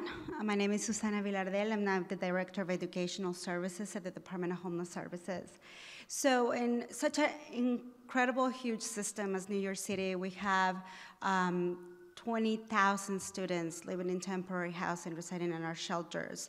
And we thought about what would be the best way to bring literacy resources to our shelters where there is scarce resources, and what would be the best way to create a sustainable program. So this is how the Family Shelter Library Pilot was created. The goal was to really increase literacy resources to all our shelters. We started with 20 shelters. We're now at 30 shelters. We increased the number of books, all donated by various partners such as Scholastic. We also had a relationship with New York City Service to partner with them to bring volunteers to provide services to the children, because our shelter directors are obviously very busy trying to help families move into permanent housing, so there is not a lot of staff in the shelters to support the unique needs of students in temporary housing. Also, part of the goal was to link our shelter staff and families to the local branches. So we partner with the New York Public Library, the Brooklyn Public Library, and the Queens Public Library. The librarians for the different branches near to the shelters visited the shelters once a week or maybe once a month to create various events such as library cards, read-alouds, and other opportunities for also parents to be involved. And we also, as part of this pilot, we wanted to have a very strong focus on education, because children who are in temporary housing perform absolutely much less than their permanently housed peers. They don't do well in math, but specifically they don't do well in reading, in the ELA testing. So that's why we wanted to focus on reading. Some of the successes that we have with our program, it's really expanding because we have invited more partners to be part of this effort, such as the Department of Education. We partner with with the Scholastic, as we mentioned, and now the Scholastic has donated over 3,000 books to our shelters. We also work with the private sector to give bookcases, bookshelves to the shelters to create their libraries. And also we invited the community to be part of this pilot. As I said, we recruited volunteers through the community, and we also partner with St. John's University to create volunteer opportunities at one of our shelters. Through these partnerships with the local libraries, we were able to bring and promote technology and computer access because a lot of the shelters don't have computers, so the families would be able to go to access the computers there. You can see all the successes here on the screen. Here are some photos of our program, of our event, and the goal also was to increase literacy for babies, because our parents, the head of cases in the shelters, half of them don't even have a high school diploma, so they're not going to be able to read to their babies. And this, of course, creates an issue with baby vocabulary. When they go into pre-K, they have a disadvantage in comparison to the rest of the children. Finally, we created a family shelter library toolkit to provide the shelters, empower them to create a library in their building. So what would that look like? Create a mission statement, acquire materials, program services, etc.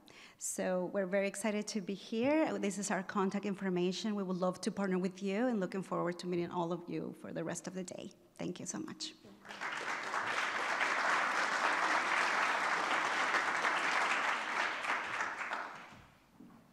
Wow, 20,000 homeless children. So we're actually winding down towards our last presenter, but one of the things I wanted to mention, a couple people had asked for the opportunity to have a bit of a dialogue, and so we will have time for that after our last presenter, opportunity to have a quick Q&A, and it'll just kind of be across the room. So for those of you who had been wondering and speculating and wanting to ask somebody something who was at the microphone earlier, your chance to do so is coming shortly. But first, let me introduce Nancy Dupree of the Afghanistan Center at Kabul University. The center was founded in 1989 in Pakistan to serve Afghan refugees, and it's now based at Kabul University, serving both refugees and those living in Afghanistan. Nancy is the director of the center. Please welcome her.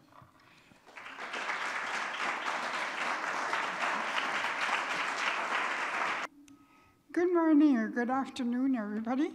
It's a pleasure to be invited to speak in this very opulent setting.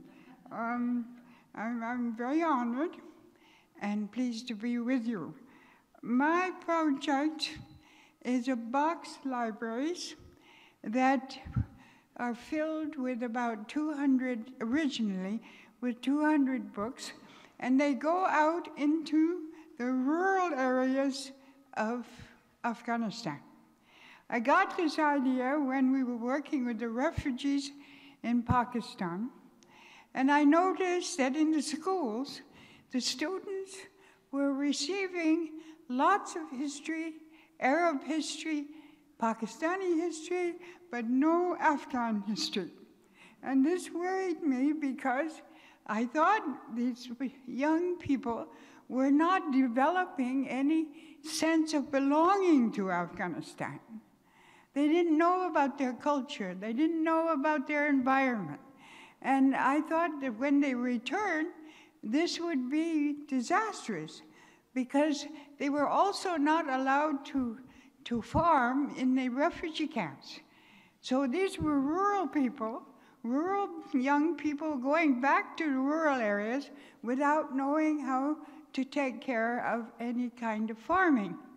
So we created in 1996 something called a Box Library Extension. We publish books for new literates. There are lots and lots of literacy courses. Too many literacy courses. And when you ask them, what do they give them to read? Not my mandate, they said. I said, sir, you know, if you teach them and then you don't give them something to read, they're going to lose the skill that they're, and all your work will be made. Not my mandate. Well, I thought it was my mandate, so we started, we established a committee to supervise the production of small books, no more than 100 pages, which got us into a lot of trouble in the beginning because the authors were saying, my subject, I need 500 pages. But if you give a new literate a 500-page book, they're not going to touch it. But 100 pages with nicely illustrated, they will pick up. And we have now 252 of these mobile libraries out in the countryside, in the provinces, in all 34 provinces of Afghanistan. Some of the provinces don't have only have one or two because the security is still too bad. But the 252 is accountable for about 150,000 books that are out there where there never were any books before. And we get all kinds of enthusiastic letters because providing knowledge is important. And encouraging the culture of reading is also important. It was never there before because there weren't any books. However, there's one dimension which most of the people working in Afghanistan, they miss, and that is the books create an improvement and enhancement of confidence. They're ego boosted. And I think that is very, very important. For instance, there was one man who wrote to us and said his orchard was not doing very well. And then he got an able book that taught him about grafting, taught him about trimming, taught him about irrigation, fertilizer, and now his orchard is booming. And above that, he has become the expert of his province. People come from all over the province to consult him, and that's certainly ego boosting. Donors always ask us, what's your impact? They want statistics. Well, I can tell them how many books we have out there and so on and so forth, but though one high school girl said her illiterate family asked her to bring books home so she can read to them, and neighbors pass on the information to neighbors, and they have a great time discussing the books. So I think that our project's only a drop in the bucket, obviously. But there are other NGOs, not others, I'm not an NGO, there are NGOs that are buying our books, following our system. So I have no idea how many books, but it is many, many thousand where there were no books before. So we thank you very much for your support, and thank you for listening to us today. Thank you.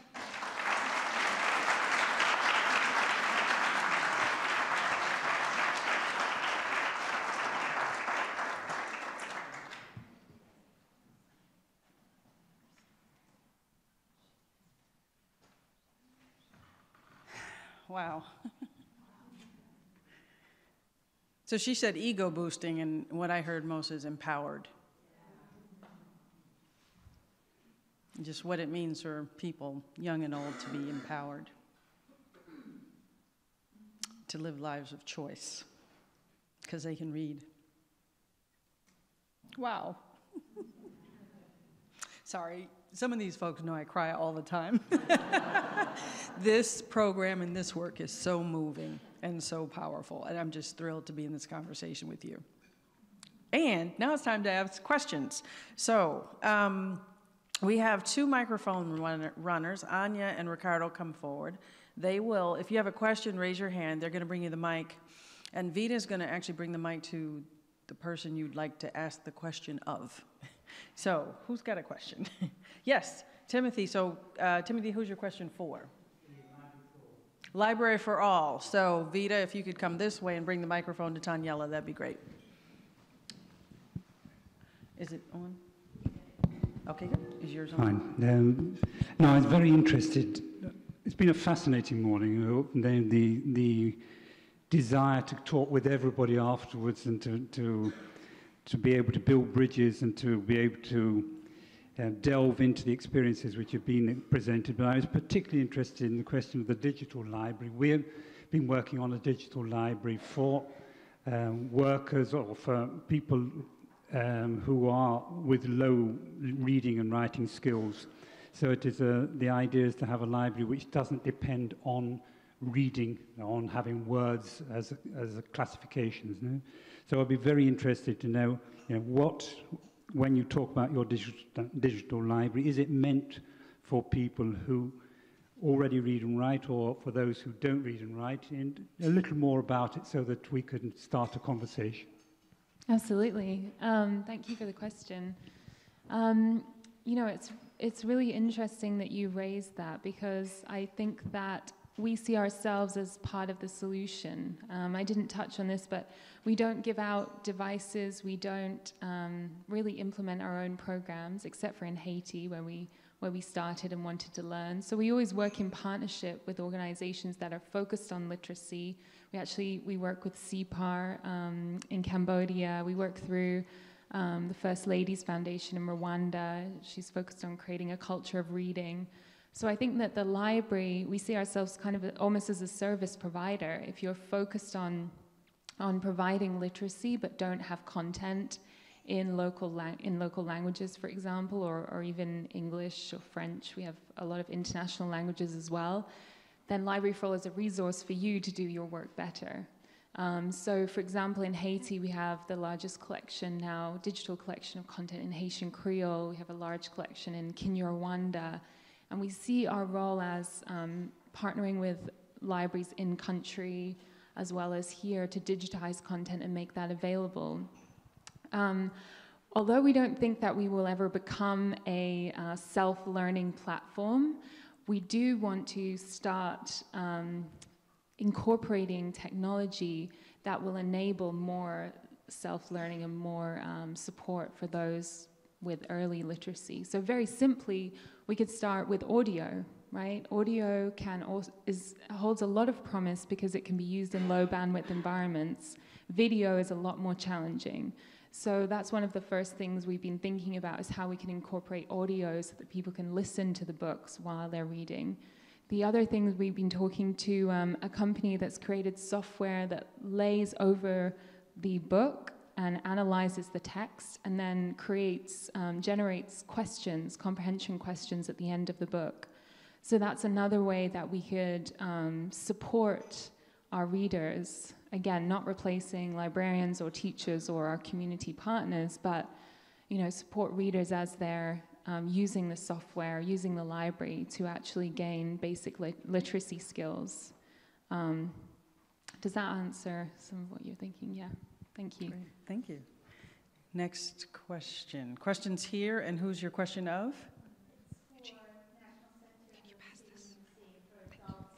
In Klana. So, question for the group from Aotearoa, from New Zealand. Where's, oh, back, I'm sorry, I couldn't find out where Nikki went. Okay. Kia ora, and so welcome. I just want to ask how you are working with Maori on your initiatives. So, Yep, we're on. Yep. Thanks for the question. Kia ora. Māori is regarded as a high need group, overrepresented with our literacy in New Zealand, and so there are many special initiatives that are happening in addition to the mainstream initiatives that we have. So there are different things for Māori Pacifica trades training, for example. There's specific professional development for educators of Māori and for Māori educators. So in the adult world, it's very lively, and different wānanga symposium are being held around the country as well. So represented at the moment through Literacy Aotearoa and through Ako Aotearoa, if you know both of those organisations. No. No, the New Zealand government decided that even though we started in 2005 or 2009 at the National Centre, not 1963 as the brochure says, but in 2009 it started as literacy, language and numeracy. And by 2011 the language had come out and had been subsumed by the umbrella literacy. It's all done in English. We question that. We don't actually. Māori is an official language of the country, so it's a political issue right at this very moment. Thank you for raising it. Thank you. Time for one more question. Well, we've also set a time for one-on-ones too. So was there one last question we should entertain for the big room? Yes. So is the microphone back there? And who's your question for? My question is for Library for All, although there might be some of the other organizations that could, some of the other people chime in on it. But I'm Judy from SIL International, and you mentioned specifically mother tongue books are the most in demand. And there were a couple other presenters that alluded to the same issue. Mm-hmm. I'd love to hear from you. But I am wondering, what are you doing for those language groups for which there is very, very little written? What are you doing to find them and resolve that issue? Push up.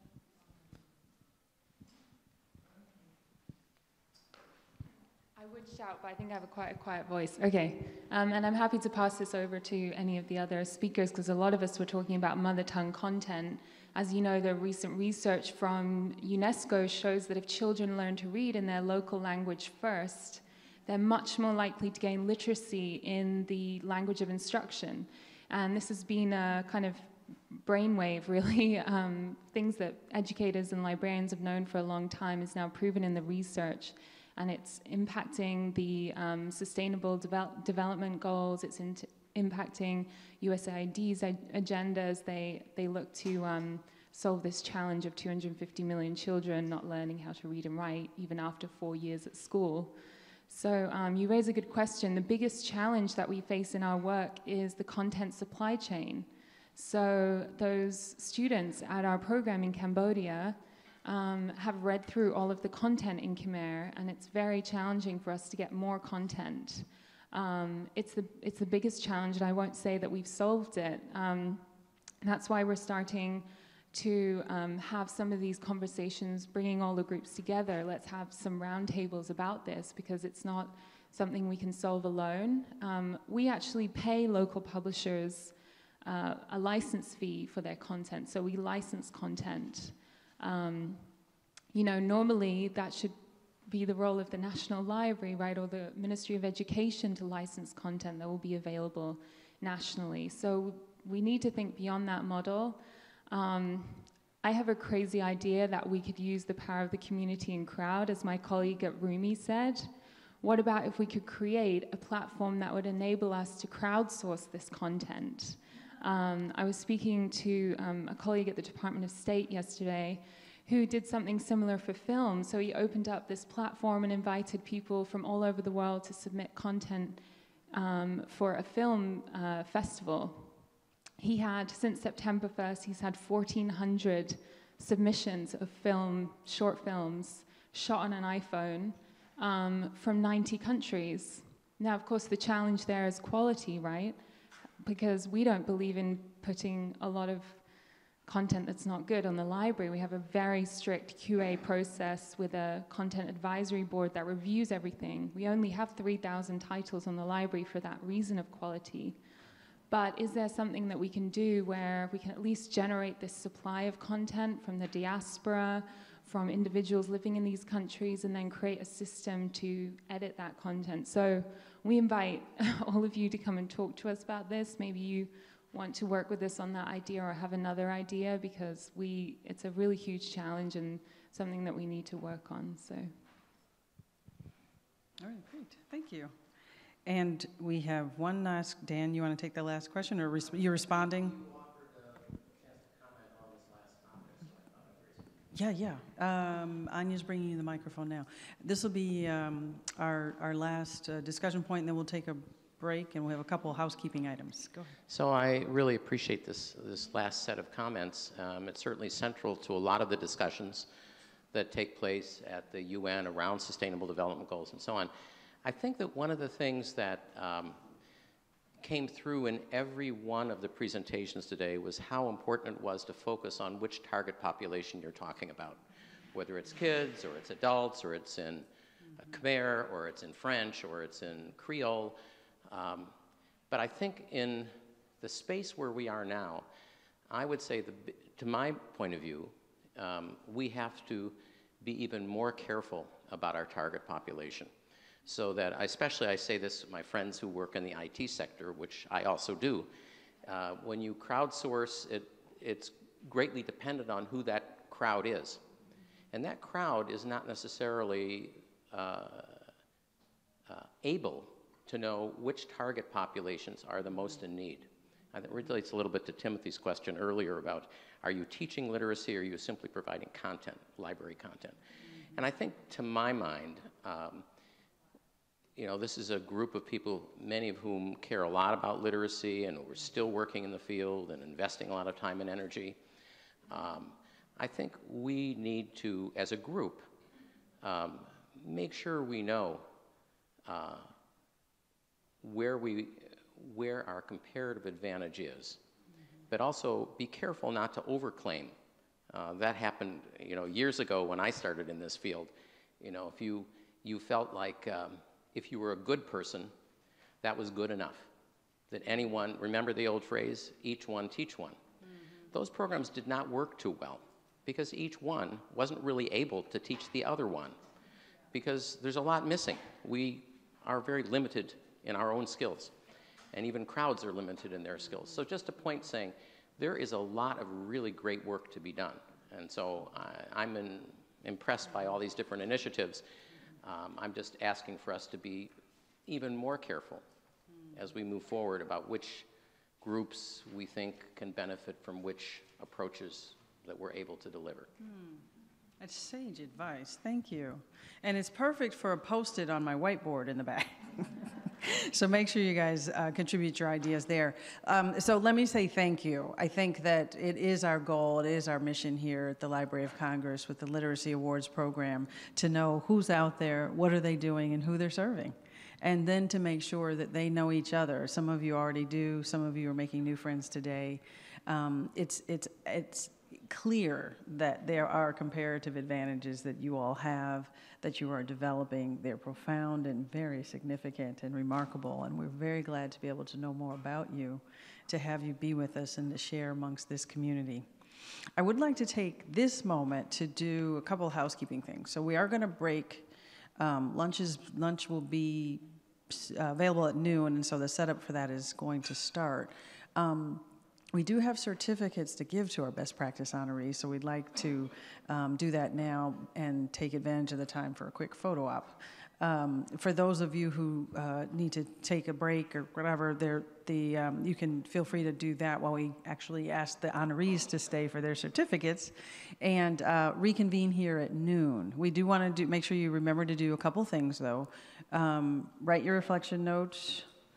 Think of your other questions. We invite you to sit somewhere else for lunch, meet somebody new, and give us your Post-it note feedback at the back of the room. Also remember that there are some displays. Some of the organizations will be available to share more about themselves at the display tables in the room that's adjacent to us. We're calling that LJ113. It's also the Woodrow Wilson collection, so you can browse the books in there too. They're behind closed glass doors. So at this time, if I could to ask Ricardo and Anya to come help me, and then we'll have the honorees, we'll call you out and ask you to come forward to receive your certificates and stay for a group shot. And I need your help if you could stay. Is Sean here? Sean Miller? Okay, Ricardo and Anya can come on up. Give me 1 second. All right, has everyone got their shot? Yes. All right, great. Thank you so much and congratulations.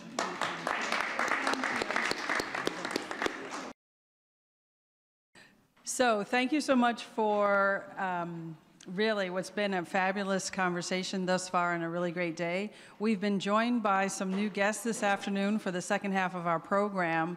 And to kind of get our orientation, I would like just to take a moment to acknowledge again who's in the room. So if I could, for a moment, have the best practice honorees stand and let's acknowledge them in their presentations and contributions this morning.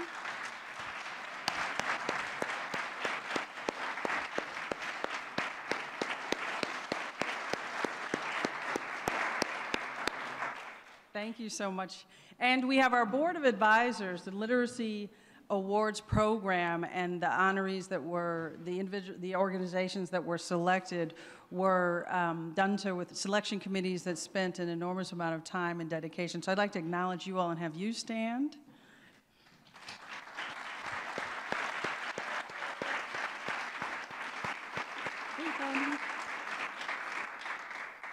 Thank you so much. And again, I mentioned this morning, we are, I'm Pam Jackson, I should have mentioned that, Director for the Center for the Book and Chair of the Library of Congress Literacy Awards Program. And we are a part of the National and International Outreach Unit at the library. And with us from the National and International Outreach Unit are Jane McAuliffe, our Director, Colleen Shogan, our Deputy Director, wave, hello, and Eugene Flanagan, National Program. So thank you for being with us. And I just want to reiterate, it's absolutely perfect that we have the international and national scope that we have in the room, from Afghanistan to Brazil to New Zealand to Canada, and then throughout the states here in America. It's just the most fabulous conversation we've had. And it continues. So let me now turn to our afternoon guests and to say it is my privilege and my honor to introduce the Librarian of Congress, Dr. Carla Hayden, to join us and to welcome us to the afternoon program. Thank you. And good afternoon. And this is truly a joy for me. I hope that you have enjoyed your lunch and getting to meet each other. This is such an impressive group of people who are gathered from all over the world to celebrate literacy and to really recommit to the idea that learning to read, as Frederick Douglass said, will make you forever free. I extend my congratulations to all of the winners and the best practice honorees, as well as the extraordinary members of the Literacy Awards Advisory Board. Could you guys stand up again? This was a hard thing for you to do.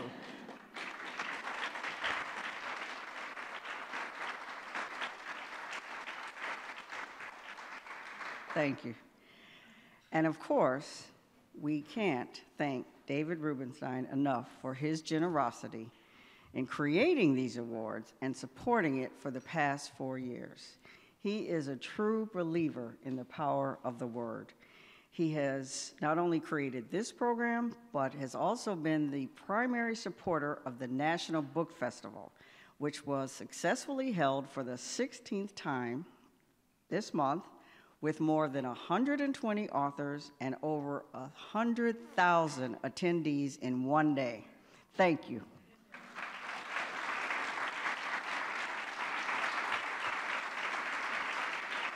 Now, you'll also know that he is very generous in doing something and being present, and that's giving his time. So please join me in welcoming here today, Mr. David Rubenstein.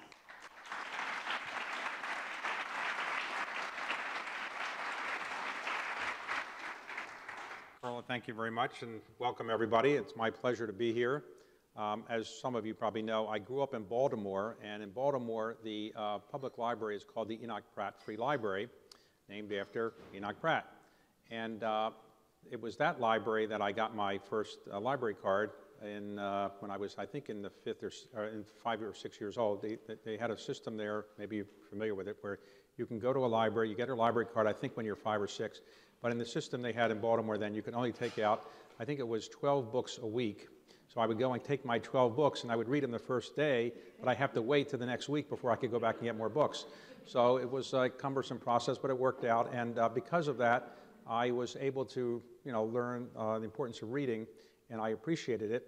And it's probably that love of reading that maybe made me be able to do what I've been able to do in my life. So I'm trying to give back a bit by trying to get other people to enjoy reading, particularly young people, but people of all ages. And I am devastated when I read the statistics about how high the illiteracy rate is in the United States. Depending on how you look at it, roughly 1 out of 7 adults is functionally illiterate, and how we have, in addition to the illiteracy problem, the illiteracy problem, which is that people who can read don't read. So something like 30% of people that graduate from college don't read a book the rest of their life, which is not a good commentary on our country. So I hope that what we can do by getting the Library of Congress as supportive as possible behind the literacy movement, and has been very, very actively involved in the last number of years, we can use the Library of Congress's extraordinary brand and its great resources to let people know in the United States and around the world that literacy is something that all of us have an obligation to do something about, and all of us really should pitch in and do much more than we have done to date as a society and as a country and as a world. Because if we're going to have a great world, we really need to have a world where people can read. If people can't read, the progress that civilization should have isn't really going to be advanced. So I'm very disappointed that it is the case that there isn't enough resources really for literacy movements. Literacy people, all of you, are always scrambling to raise money, and it's very difficult. If you take a look at the great galas that are done in fundraising in the nonprofit world, and I'm involved in a number of organizations that do this, when you have performing arts, you can raise a fair amount of money around performing arts easily, have famous people show up. When you have events around art museums and galleries, they're important as well. I like them, I'm involved, but you get the most famous people in the United States showing up, and the big wealthy art collectors. When you have big events promoting literacy, you don't usually get the A list of most famous people in the United States showing up and say, how much money can I give to literacy? And why is that? Well, they don't know about the problem as much as they should. So I think it's incumbent upon those of us who believe in the importance of promoting literacy and avoiding illiteracy and illiteracy. We should do much more and redouble our efforts, as I will try to do. So I want to just thank all of you for what you are doing to help this part of our society learn more about the problems we have with literacy and illiteracy. and try to find ways that we can use our combined intellectual and financial resources to make sure people recognize that when they talk about the most important problems in the country, they talk about this. So in the presidential campaign, for example, no candidate in the primaries or in the general election has mentioned literacy as a problem. Nobody. Nobody has mentioned illiteracy. Nobody has mentioned illiteracy. Now, some might say one of the candidates should focus on that more. But whatever you might believe, I do think it's a sad situation that we have roughly 1/7 of our adult population is essentially illiterate, and yet we don't talk about it in the presidential campaign. There are a lot of important problems, but I hope we can put on the national agenda so you can see the words coming out of the President of the United States at some point, the importance of literacy and how we can do much more in that. So thank you for everything you're doing, and I hope we can work together to make this a more important and visible cause. Thank you. Gotta give you a hug. Thank you.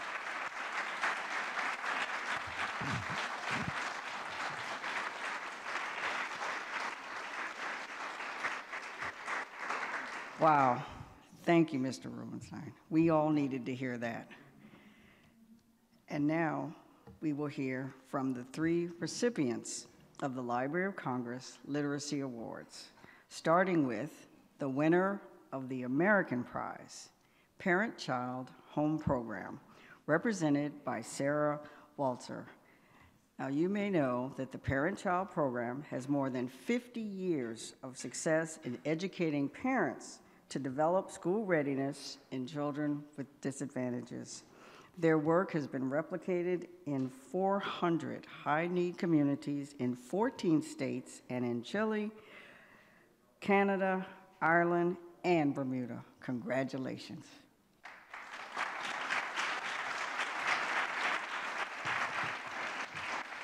Thank you. So I feel like I need to start by saying I haven't been working for them for the whole 50 years.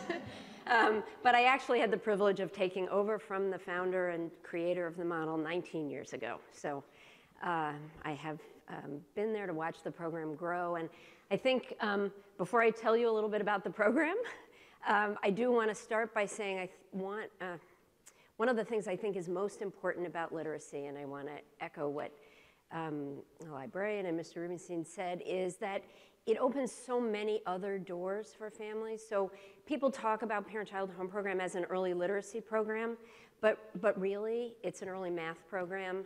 It's a social emotional skill development program. It's a graduation program. For the children in our program, this is often the first graduation, not just in their lives, but in their families' lives. And what it leads to is high school graduation and college graduation and other wonderful things. So I'm going to tell you a little bit about how we do that. So our vision is a world where every parent has the knowledge, skills, and materials that they need to get their child ready for school. And that means to make sure that their child has the language, literacy, numeracy, and social emotional skills they need to walk into a classroom successful on that very, very first day.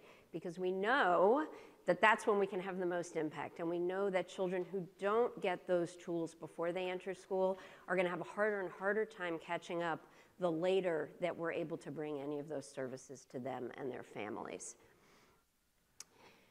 You all know, I'm preaching to the choir here, you all know about the challenges that in this country and in other countries that very low-income immigrant and refugee families face. Their children have heard 30 million fewer words. And I want to note, it's 30 million fewer words before they turn 4. So pre-K is a wonderful thing, and everybody should have access to it, but it doesn't solve this problem. In order to get kids to have heard 30 million more words before they turn 4, you have to work with them and their families before those children turn 4. So that's our goal. A little bit about who we work with, so you'll get some context for the program. We're working with about 7,000 families nationally across the country, 14 states. I think the most interesting thing about those families is who they are. We're a home visiting program. We're going into people's homes. But what we're doing is really enabling families who are the hardest to reach to access programs and services. So home visiting is an amazing program to work with homeless families because we can reach those families when they're in shelter and we can follow them wherever they move over the next 2 years. It's an amazing program to reach immigrant and refugee families because we can train staff who speak those families' languages to go into their homes.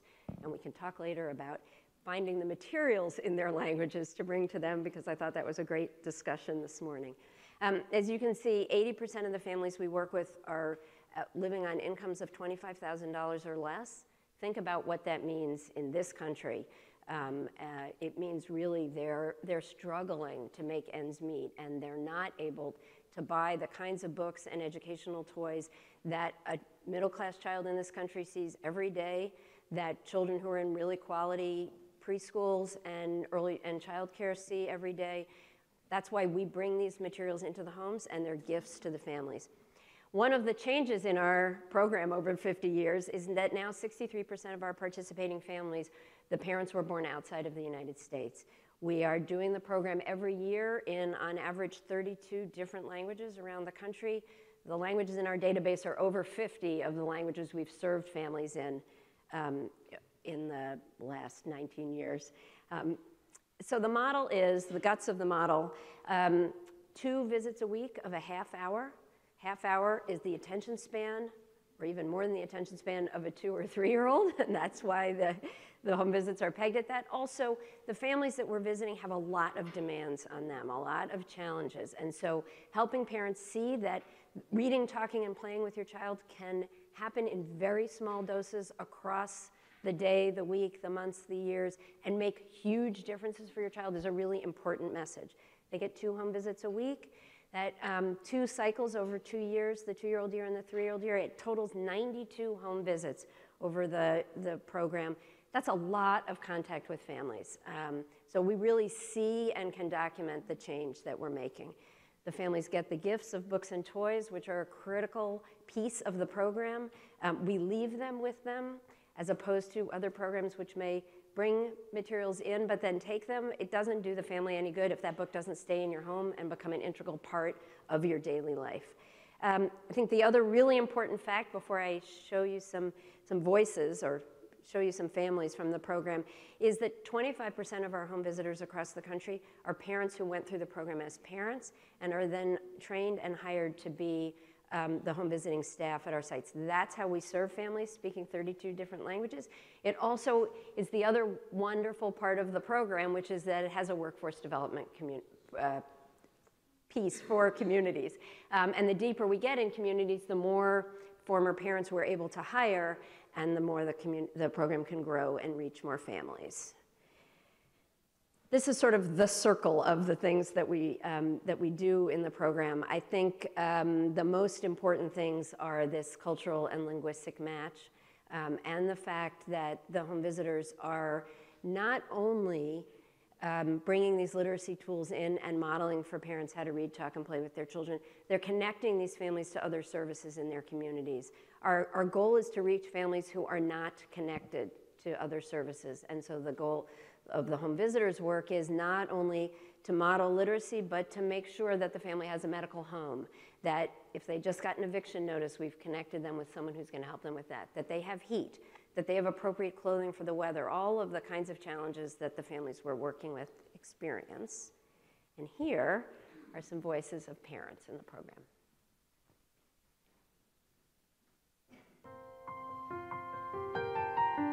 We were new to the area, and the home visitor, she came to our door and told us about the program and what benefit it has, the children to be ready when they go to school. We learn how to play with her, to show her, and read the book to her every night. That helped me a lot too, because I'm not really good teaching her. It was hard at the beginning because he wasn't putting attention, and now when he knows that she's coming, he's already getting books for her, bringing in toys. She been count 1 to 10 like that, and read the letter ABC. The more that we read the book to her, she draw the picture. I was worried because Hanan is have a problem of eating, so taking to the school was a big deal for me. So like, will she eat? Will she behave properly? But the teacher said, wow, she is ready. She knows how to read and she knows how to behave with the other children. And then she said, it's like she's been in school.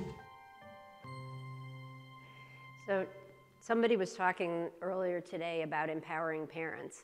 And I think you can see from that a critical piece of this program is these parents who are empowered. They become advocates for their children as their children move through school. We have a former board member who was actually a child in the program 30 years ago, and he talks about how his mother used to call school and tell them they weren't giving him enough homework because he was finishing it too quickly. He didn't appreciate it then, but after he graduated from law school, he realized she'd been right. Just to get back to, we try to bring in the books for families in their native languages. Not always possible. We do something that maybe the publishers in this room should cover their ears, but if we can't find them in the native language, we translate, and the native language gets taped into the book next to the English. If you publish them in all 32 languages, we would buy them. It's a relationship-based program. It's about building the relationship between the parent and child that's so powerful for making that child feel successful and that parent feel successful. And I'm being told I need to stop, so I'm going to close with, it starts with families, but that's what makes better and stronger schools, better and stronger communities, and a better and stronger citizenry, which is what we're all aspiring to, of kids who love reading and parents who love learning and are empowered to make sure their kids can. Thank you very much. Thank you.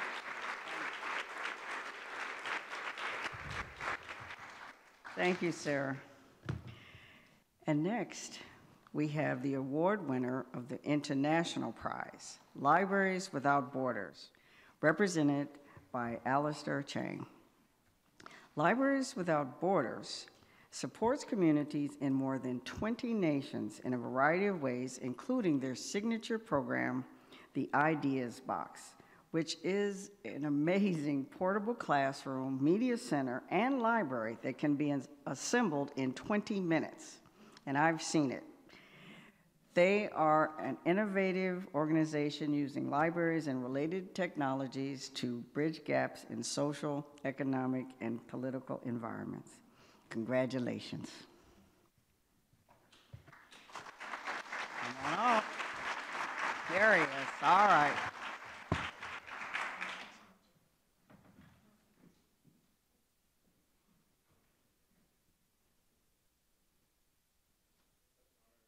You all today. I will also start with a quick story of my own.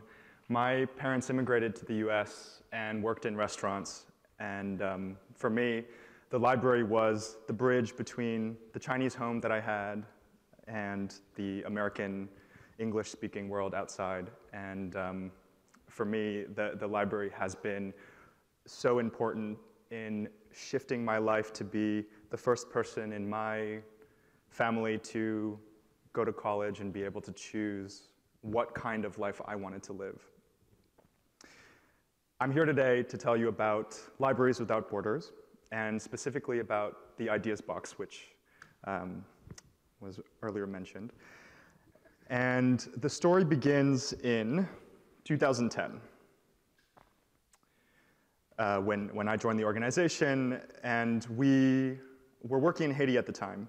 And after a 7.0 magnitude earthquake that destroyed the library that we had helped to build, our local partners asked us to stay. And at the time we asked ourselves, is this really the right time to rebuild a library? Should resources not first be spent on food, water, and shelter?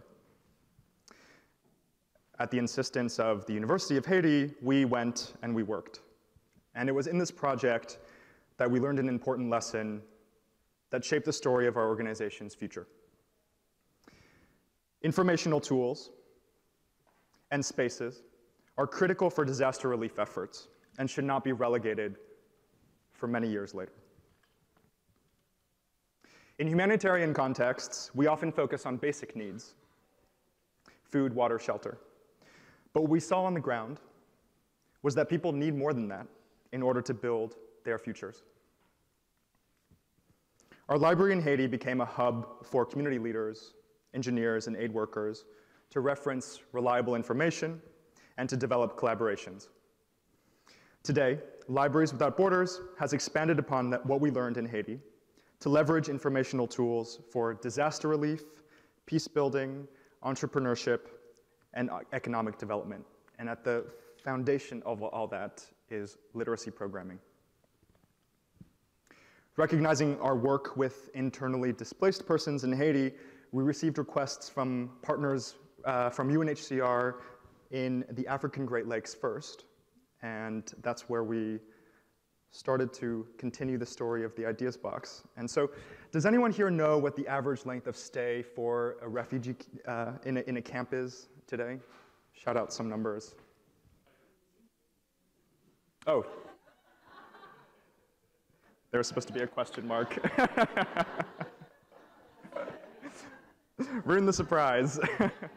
But it's, you know, whether or not you, this number is for us was heartbreaking to learn that this is the length of stay for an average refugee in a protracted crisis today. And when we first started this work, people said, well, exactly what we had asked in Haiti at the time, which was, is this the right time to do this kind of work? And they said, you know, these are temporary spaces. If it's 26 years, we're losing in generations of kids. They're no longer temporary spaces. So today, you know, there are over 65 million refugees and IDPs. And UNICEF recently estimated that there are over 28 million child refugees. For us, it was to address this challenge that we approached Philippe Starck, the French designer, who worked with us to design a kit. And he said to us when he agreed to help us that he was engaged by our mission to not only help people stay alive, but actually help them to live. And so we built the Ideas Box, which is a pop-up multimedia center unpacked in 20 minutes that is fully autonomous, portable, and durable. And we have a quick video to show that explains what this box does.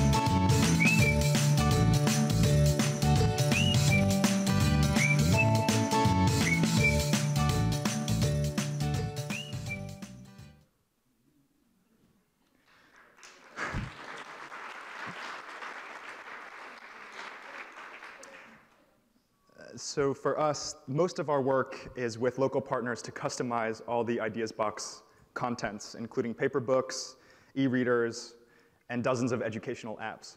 And each Ideas Box serves 10,000 people and quickly becomes a learning center, a library, and a community hub.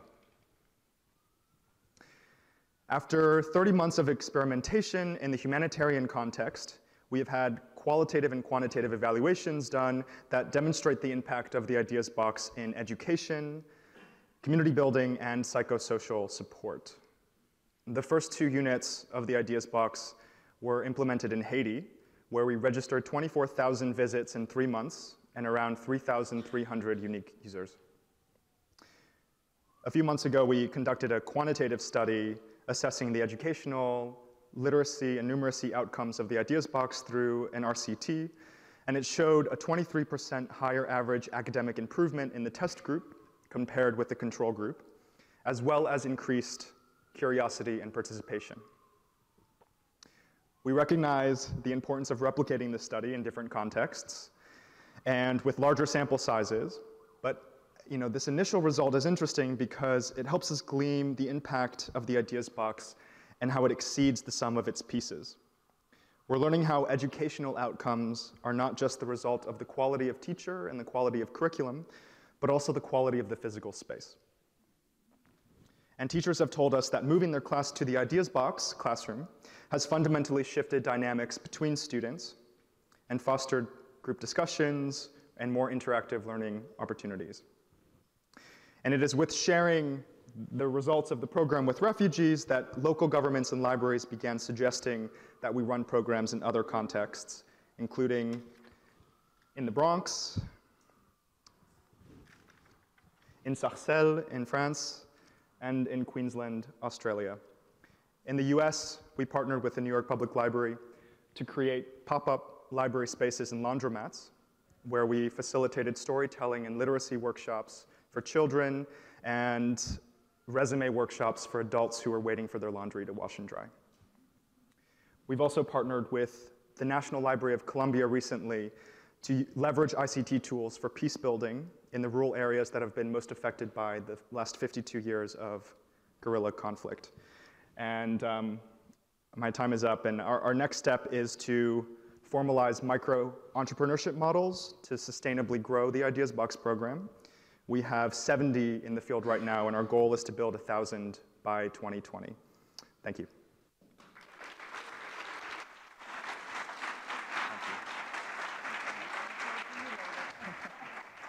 Wow. Thank you, Alistair. And finally, the winner of the Rubenstein Prize, Reading Rockets, represented by Noel Gunther. Reading Rockets was created by WETA to address the need for evidence-based resources among literacy providers, educators, and parents. Their website is accessed nearly 6 million times a year by parents, teachers, and caregivers in need of literacy resources, and all of the resources are free. Thank you, Reading Rockets, and congratulations. Come on up. Thank you. Thanks so much, Dr. Hayden. Thanks to Pam Jackson, all of your colleagues at the library, and Mr. Rubenstein for this award. We are enormously grateful. My parents were immigrants too. That seems to be theme today, and everything they accomplished and everything I've been able to do really began with one thing, which was learning to read. At Reading Rockets, we look at how young children learn to read, why so many kids struggle, and most important, what we can do about it. I'll tell you our story in just a moment, but I'd actually like to start with a video clip, a short clip from a documentary we produced for PBS called Tale of Two Schools, narrated by Morgan Freeman. We spent a whole year inside 2 struggling elementary schools, one in the Mississippi Delta and one in Fort Worth, Texas. And here's how the show begins.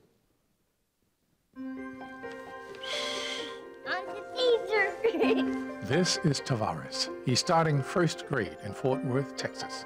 He needs to learn how to read, but he's already way behind. He will probably struggle for the rest of his life if we don't work on it now. Meanwhile, in Sumner, Mississippi, rookie teacher Jill Todd faces her own challenge, trying to teach reading in a setting where almost every child needs a lot of help. I'm worn out, just extremely tired. And the superintendent is at the end of his rope. So hell, if they won't give us decent books, how are we supposed to improve our test scores? Across the country, schools are struggling with their most basic job, teaching kids to read. We spent an entire year inside 2 schools that have known a lot of failure and are now trying valiantly to improve. A lot of times I want to quit. I think we alternated between chaos and limbo. All kids can learn. All kids can be successful. What does it really take to turn our schools around? And what happens if we fail?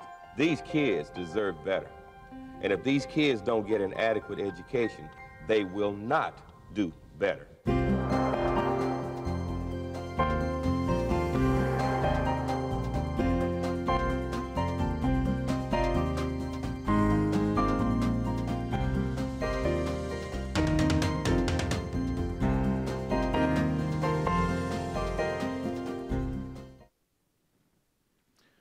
That year changed my life, and that short tease captures the three core ideas behind Reading Rockets.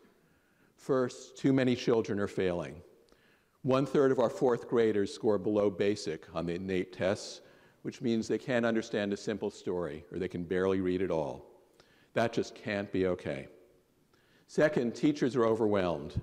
They want to do a great job, but they often don't have the knowledge or the support that they need to do it. And third, and most important, we know how to solve this problem. The federal government alone has spent more than $2 billion on reading research. And we know it's not easy, but if we follow that research, and if principals, teachers, and parents can work together, almost every child can become a proficient reader. And that's where Reading Rockets comes in. Reading Rockets is all about solutions. We start with the best reading research, and then we use the power of media to show step by step what each of us can do to help kids be more successful as readers and writers. As a media company, we do everything in our power then to build a big audience and to spread the word to parents, teachers, and everyone else who touches the life of a young child. When we started Reading Rockets, my first question was, why do so many kids struggle with reading? It turns out that our brains are hardwired to master spoken language. Almost every child learns to speak just from being exposed to oral language. But we've only been reading for 5,000 years, just a blink of an eye in evolutionary terms.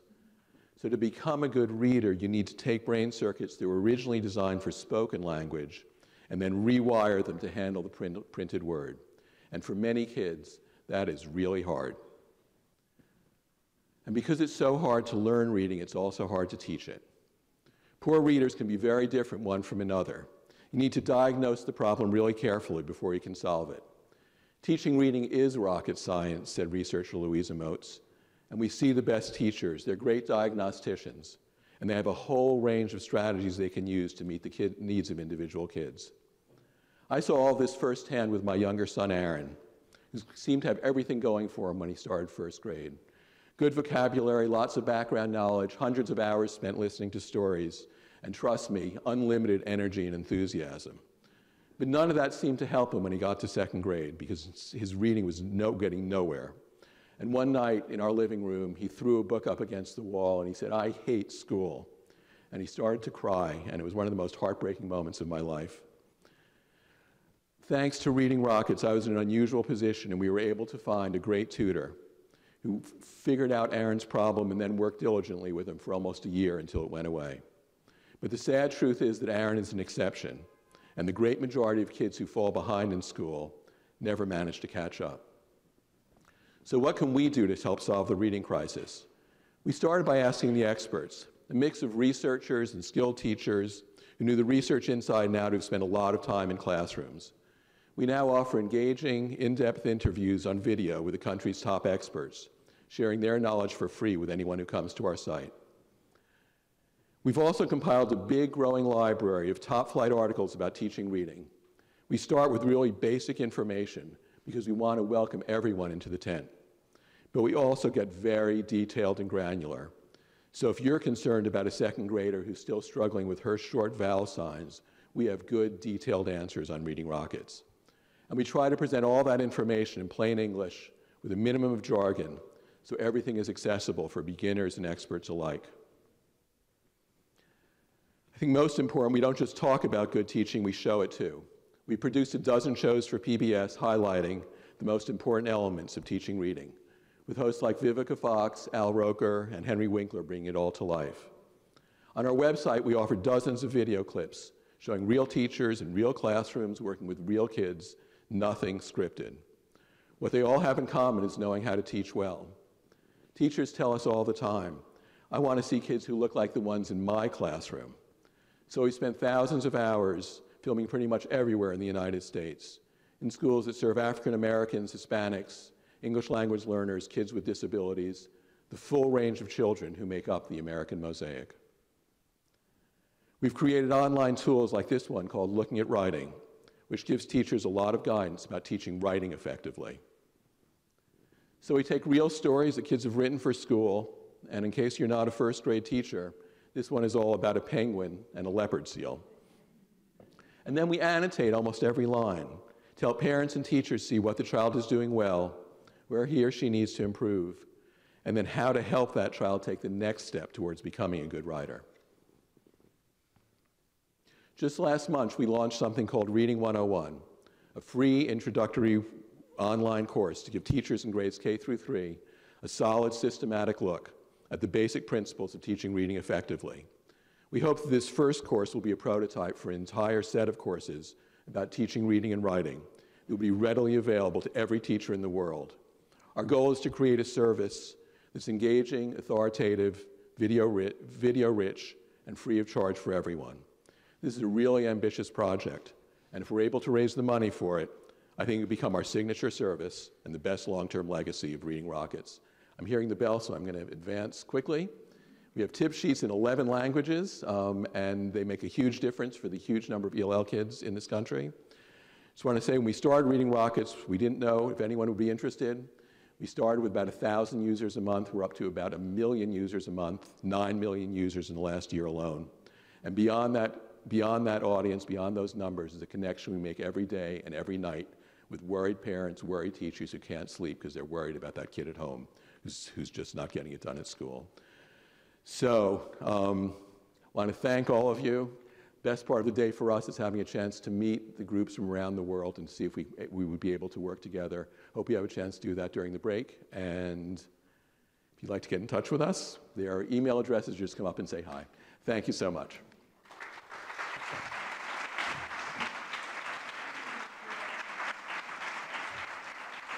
Thank you, Noel. And congratulations to all of the award winners and honorees. We really appreciate everything you do. Now we're going to have a discussion, an interview with the winners, with Mr. David Rubenstein. And afterwards, I think there'll be time for you to ask some questions and think about things. So please join us on this stage.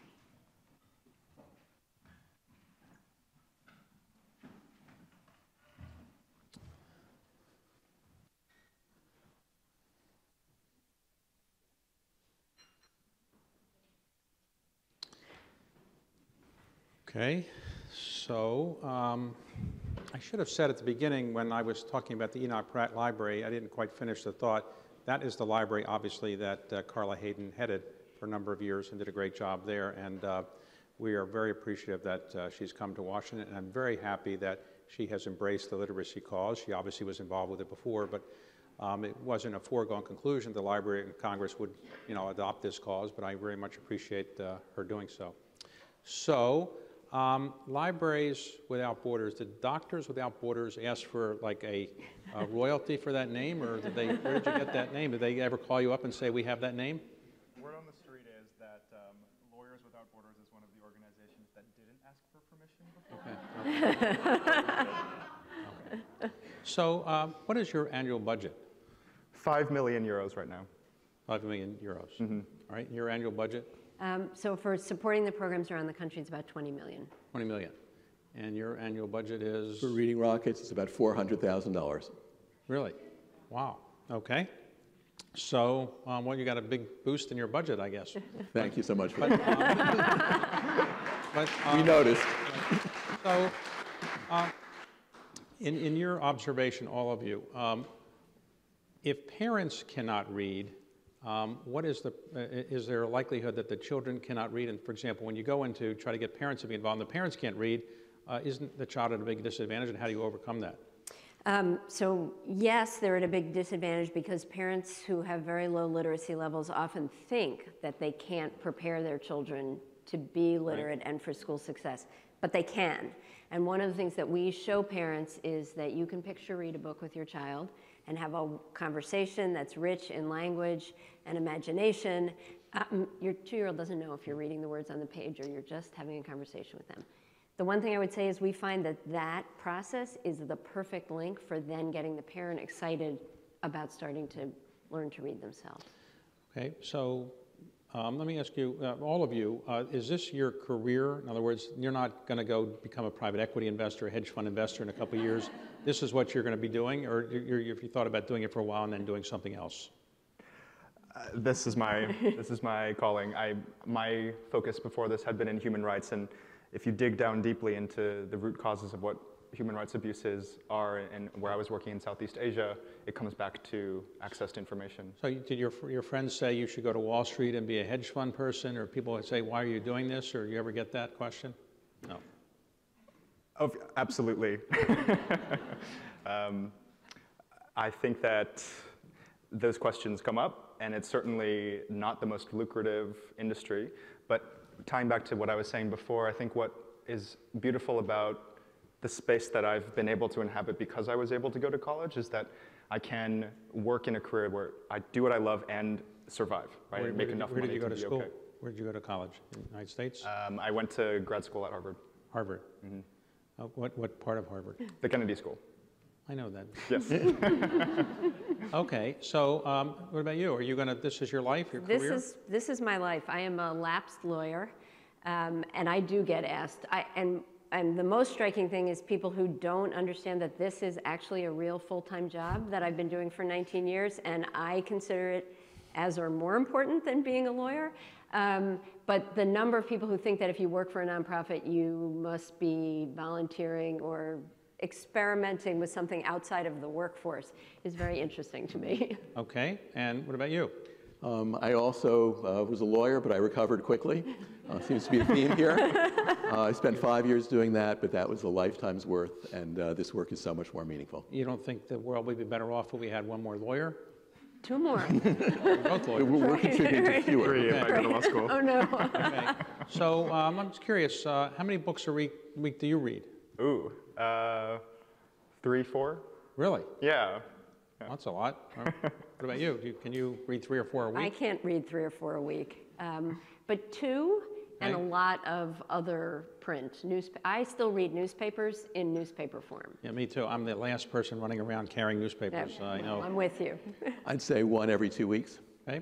So today, would you say that the biggest challenge for literacy effort is that people don't realize the problem exists as much as it does? When you tell people there's an illiteracy problem in this country, do all of you find that people look at you quizzically and say, what are you talking about, or not?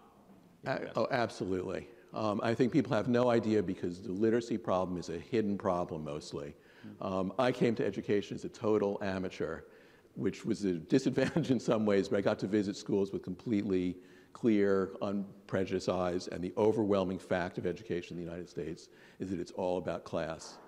And the people in power have kids going to good schools and they're thriving, and if the kids aren't struggling, they find a way like I did to get help for my kids. But every day we sit and we allow kids in poorer schools to get a crummy education, to start off unequal and have fewer resources, and we just accept this as a fact of life. And so the problem is hugely prevalent. It's still largely a hidden problem to the elites, to policymakers, to people in the academy. It's just something they don't see themselves, right, and so they don't care enough. Yes. And in the international arena. Libraries Without Borders is part of a group called the Global Campaign for Education, and their recent analyses have shown that 2% of international aid that we spend from the US goes into education work at all. Right? So that for us, this is a big policy shift that we need to think about in bringing literacy work into the broader aid that we provide. So to what extent, if you don't have parents, let's suppose your parents are deceased or they've taken away, you have a guardian or something, to what extent are you at a big disadvantage in learning how to read? Well, we do our work with anybody who is the significant adult in that child's life. So we work with grandparents who have custody of their grandchildren, with foster parents, with guardians, with aunts, uncles, older siblings, whoever is the person who could help bring literacy into that child's life. I'd like to add something, which is You know, we are Reading Rockets mostly focused on the real basic job of teaching kids to read. How do you do that effectively? But I think what our schools are missing and our society is often missing is that you have to teach the whole child. And there are kids who are coming to school, they're hungry, they were up all night, they're in unstable environments, they're in a homeless shelter, they're not having good health care, their tooth is hurting and that's all they can think about. And we behave as if those things aren't an impediment to learning. Whereas if any of our kids were in that position, we would want to get help for them immediately. And so one of the most hopeful things that I see in education is the movement towards community schools, to providing wraparound services for the whole family and for the kid, so that when the child is in school, he can actually think about school, and the teachers can do the job they were actually trained to do. So frequently, when I'm watching public broadcasting, which is all I watch, of course, public broadcasting, when I watch it and there are these efforts to raise money, you probably have seen them, they go on TV, they raise money from time to time. I never hear them say, give me money for Reading Rockets. Why don't they do that? Please talk to Sharon. They don't mention that. Okay, well, I'll mention it to her. But it seemed like a good idea to raise money for it. Is literacy in the United States, we're a wealthy country and people presume that we would be pretty literate, but literacy, as we've talked about, isn't so wonderful. But is it actually worse in, let's say, take sub-Saharan Africa? I don't know if you're that familiar with it, but is sub-Saharan Africa much worse? Or let's say Southeast Asia, is that much worse? Or where is it really worse than the United States? You know, the United States is a country of extremes, right? We have the most highly educated and also, I think, some of the least. And I've been particularly interested in doing more work on Native American reservations and on the Lakota Sioux tribe, for example, you know, literacy aside, and I think this is a piece of it, tying back to what you were saying, it's the second lowest mortality rates in the Western Hemisphere there after Haiti, right? And that's in the United States. Right. And so I think that in those contexts, in the White Mountain Apache Reservation where we've been working, some of the teachers told us that literacy rates, you know, we need to talk about what this means and what the statistics are behind this. I was talking with Dan about this, but they said less than 10% of the kids, right? And I think that's lower than a lot of the refugee camps that we work in. So let me ask you, let's suppose you are from a wealthy family. Your parents are pretty wealthy, and let's suppose they both have PhDs. The chance of your being illiterate is 0, more or less, or not? I wouldn't say 0 because there's some kids that have a genuine brain-based disability and it's really hard for them to learn to read. And there are also a lot of kids who are kind of teaching casualties. Our teachers, we don't really respect the dignity of the teaching profession as much as we should in this country. And so a lot of teachers are not really prepared. And so if they find a kid who doesn't get it the first time, they may not know what to do to help that kid, wealthy or not. What percentage of children that you deal with would you say have dyslexia? And they can't read because of that problem as opposed to the other things we've addressed? It's probably 3, 4, 5, 6% in that range. There's no perfect test for dyslexia. There's no blood test or biomarker, but that's what the best research suggests. More in boys than girls? Not especially. Really? Boys are more noticeable because they're fidgeting and acting out. Girls tend to be a little quieter and hiding. Okay. And do you think illiteracy is a higher problem in the United States in rural areas or in urban areas?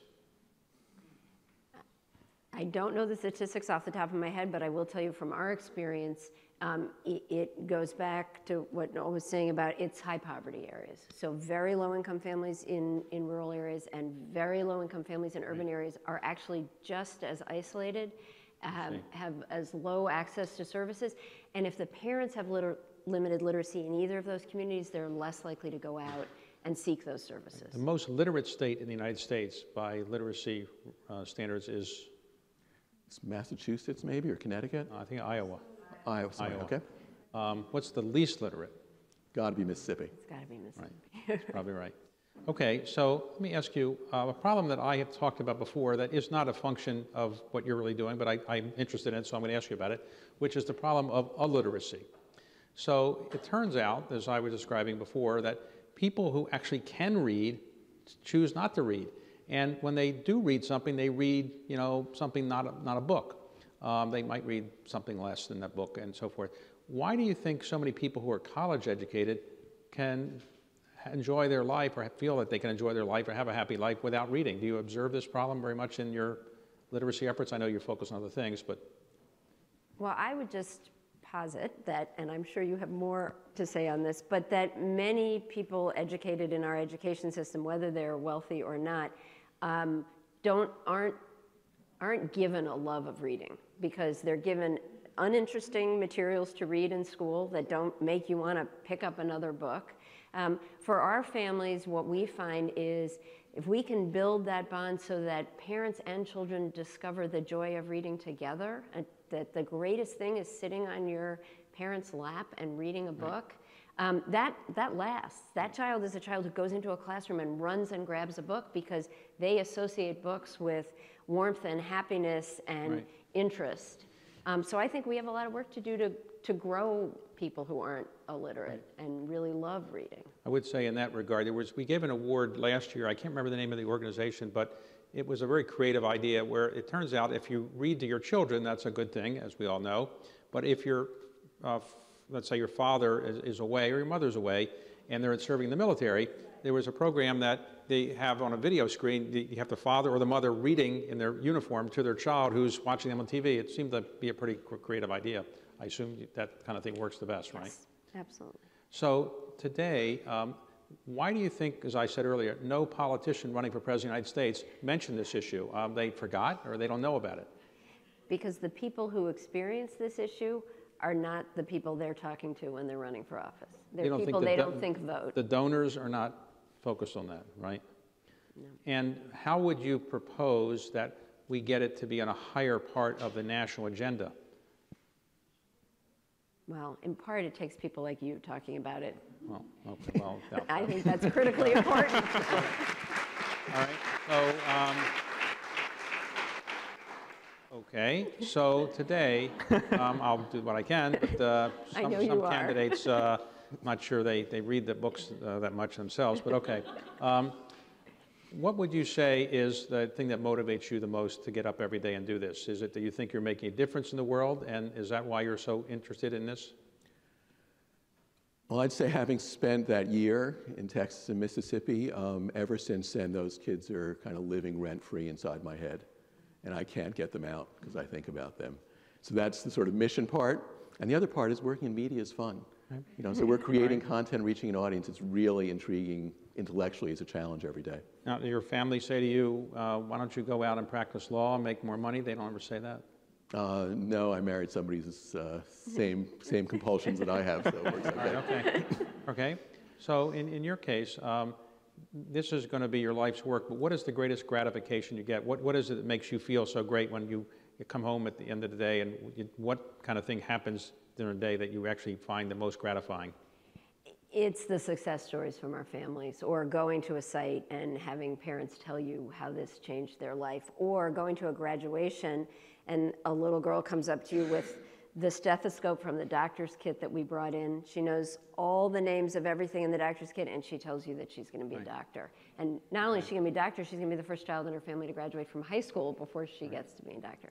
That's what keeps me going. So let me ask you, that video that you showed earlier, that took about 24 hours to do. You did it in a time lapse, right? How long did it really take to do that? 20 minutes. 20 minutes. Mm-hmm.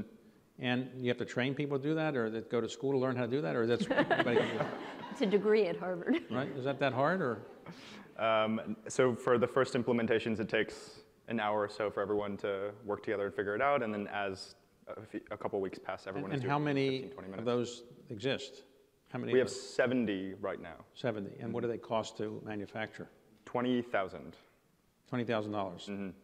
And you ship them, or how do you get them? Yep. So part of this is thinking through the supply chain, right? So we started as a book donation organization, and books would get wet during transportation.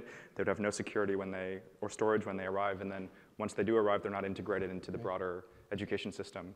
And so this was a way for us to think through all of the different supply chain challenges, including the transportation piece. The young children that you're often dealing with, what percentage of them do not have access to the internet? And therefore at home, they don't have a computer, they don't have access to it, so they're not learning to read on the computer the way some people are now.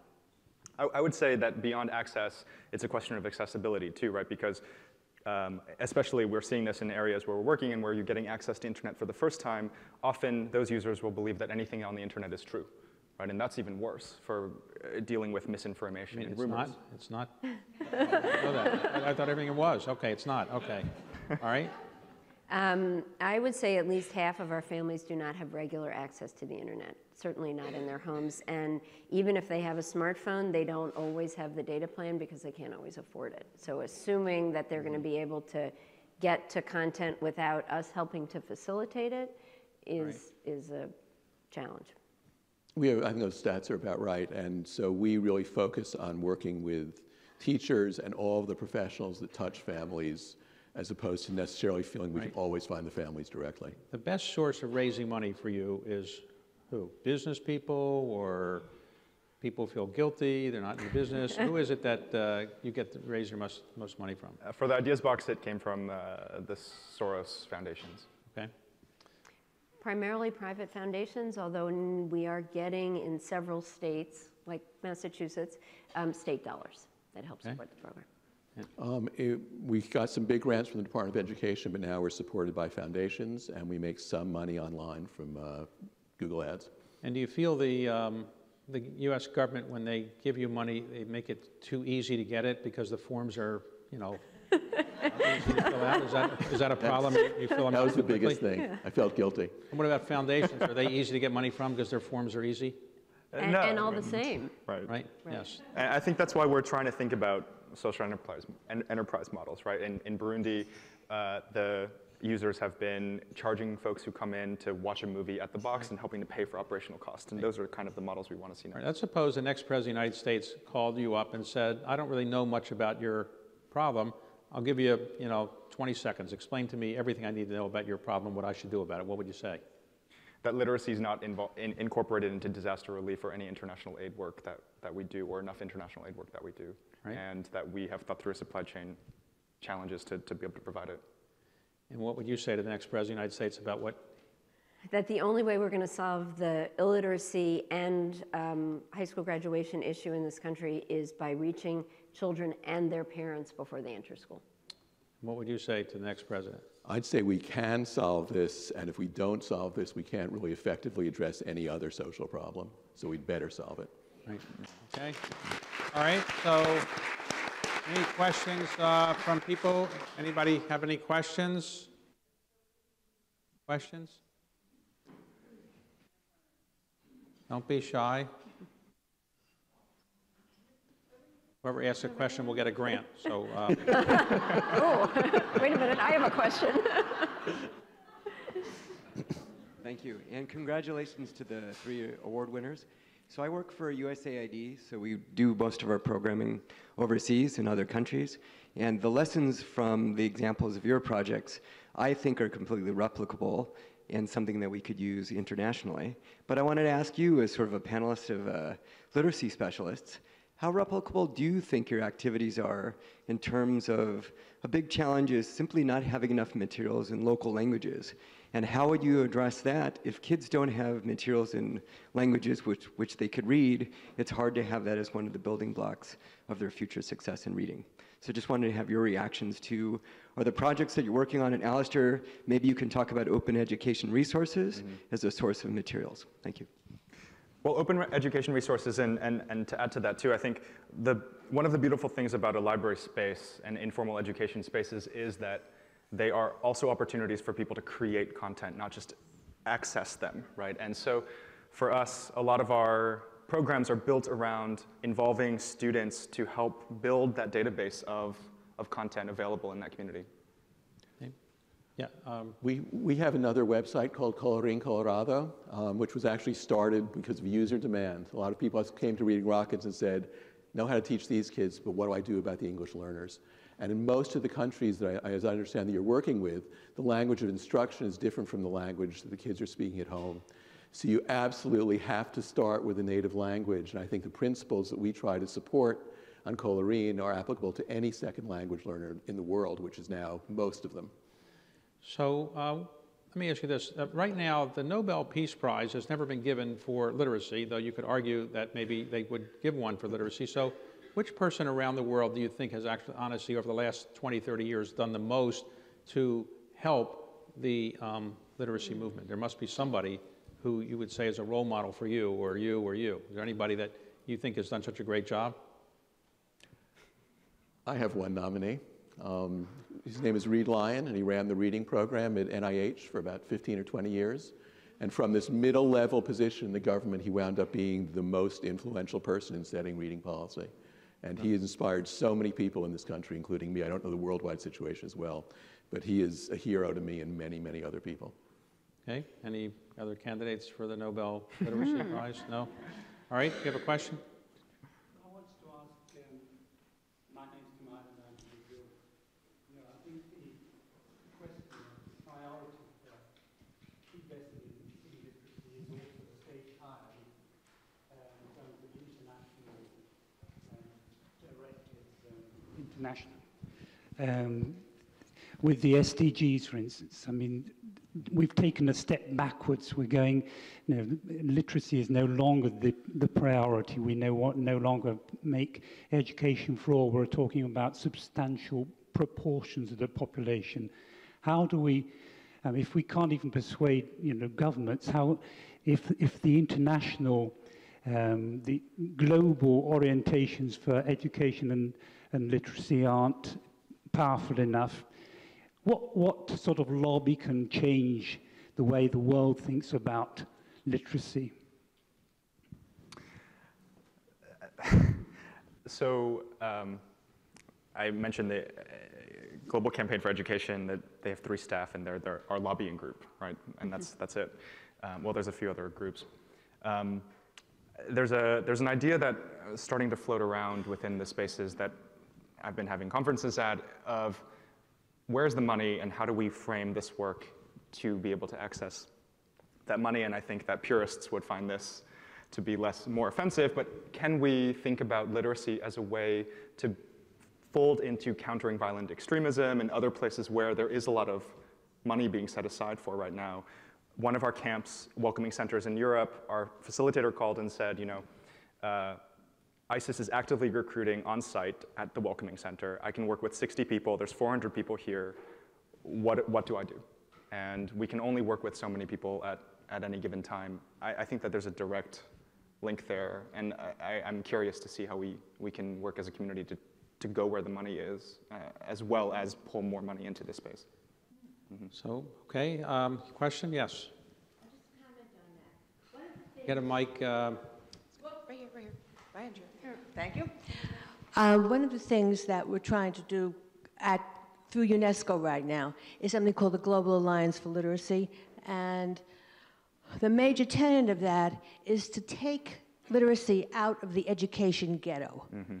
Literacy cannot be the property of the education departments. We know too well that literacy is essential for the economy, for the jobs of tomorrow. Right before I left for the recent meeting, I read an article in the Wall Street Journal that said in Ohio, there's all this unemployment of white-collar workers. And they had said there were these factories that had jobs, but they couldn't fill them because people didn't have the skills. Mm-hmm. Literacy and education. Then there's health. Healthcare. How are people going to be able to provide healthcare if they can't read? And let me add, I know we're talking about the children, but you know, there is no such thing as a child in poverty, folks. There are children who have the misfortune of living with poor parents. And if those parents can't read and write, they're not going to earn a living. So let's think of those children in the context of their homes in the communities and make sure that the parents and the communities get the literacy skills they need. What was the most influential book you ever read? Or book that influenced you the most? Any book? Toni Morrison, The Bluest Eye. Okay. What was the most influential book? I'm going to say it was Little House in the Big Woods by Lauren Ingalls Wilder, because that was the book that made me love reading and enabled me to read all the other books I've read. My kids would kill me, but it was Thucydides' History. So let me tell you all a book story. Maybe some of you have heard me say this before. Mike, I own a partner in a private equity firm, and a number of years ago, we bought a company called Baker & Taylor. Some of you may have heard of this. It's the second largest book distributor in the United States. Started in 1839 and had not made a profit since 1839. We bought it. It was always break even and so forth. I think it was second to Ingram at the time. And one day, a salesman came into our board meeting and said, I found a new way to make money because distribution of books isn't that profitable. but somebody came in and said that he wanted to rent our bibliography of books. Now, the biggest bibliography of books in the United States is no doubt owned by the Library of Congress, but they don't sell that bibliography. So we own the second biggest bibliography, and this person said he wanted to rent it from us, and he wanted to give us a third of a company he was starting to sell books. And our salesman saying, well, wait a second, we're not taking stock in a startup company, we're too smart for that, give us some cash. So they negotiated a deal, $100,000 a year for 5 years, and it'd be rented. Okay. A couple months later, I read about a company being started in Seattle, I think it was, called Amazon. And I said, wait a second, maybe they would like to rent this too, because they're going to sell books over the internet. So I called up the salesman and said, maybe there'll be another idiot that would pay $100,000 a year for something that doesn't cost us anything. It's free money. He said, no, that's the idiot I already did the deal with. So I said, oh, okay, well, geez. And I read a little bit more about it. I said, maybe this company is worth more than I thought. So I went out to see Jeff Bezos, and I said, you know, our salesman, he made a mistake. We really like to do a third of the company, and we don't want this $100,000 a year. He said, geez, you know, I don't think I need you quite as much as I did about a year ago, but you were helpful to get me off the ground, so I'll tell you what I'll do. We'll tear up the contract, and I'll give you a stock in our company, and he gave us 1%. We didn't have confidence in the company, so we sold it at the IPO. That stock is now worth about $4.5 billion. So, anybody got a more heartbreaking story about books? Anyway, so I would have more money to give to literacy, but so let me ask you a final question, if I could.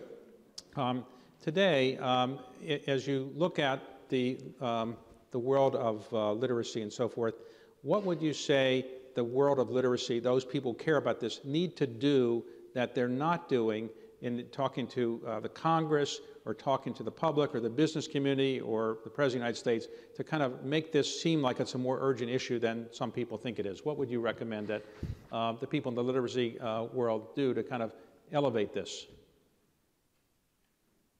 Well, I'm going to get back to your comment because I think that the fact that all of these folks out there who we're trying to get literate and reading are the workforce of the future is one of the most compelling arguments we can make. And actually, the place where we've been most successful in growing, we now serve 1,200 families a year in Seattle because the Seattle business community, more than any other business community in this country, looked at the literacy rate and the high school graduation rate in their county and said, 20 years from now, we're not going to have a workforce unless we start investing in families and children young. So I think if all of us could get together and speak with one voice about how important this is for the future of our country, that would be the most compelling argument I can make. All right. Any additional comment? No? I would say come and see for yourself. You have 1 hour to give me. Don't spend it in your office or mine. Let's go visit a school. But I'm going to pick the school and no cameras there. And do you read books online, or do you actually get the physical book? Still read the real book. I want to add one more thing about an influential book, The Cat in the Hat. The original disruptor, and Jeff Bezos made me think of him. Okay. You read? Go ahead. Sorry, go ahead. Go ahead.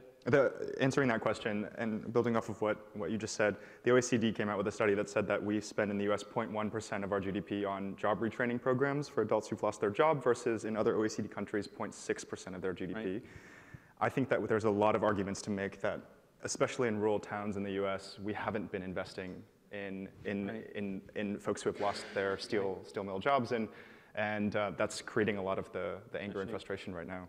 Internationally, I'd say that in Europe we're learning firsthand that people can walk from Syria to Dusseldorf. Right? They have been the borders of the world is much smaller than today than ever, and I think that, especially with now millions, over 50 million of these families being without literacy tools, we're creating problems for our future, and that there's a absolute world need for us to start dealing with that now. So, final question: if each of you could meet one writer who has ever lived, who would you like to meet?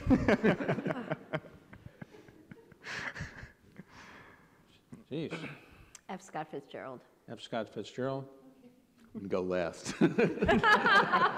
That's unfair. Jeez. Oh, wow.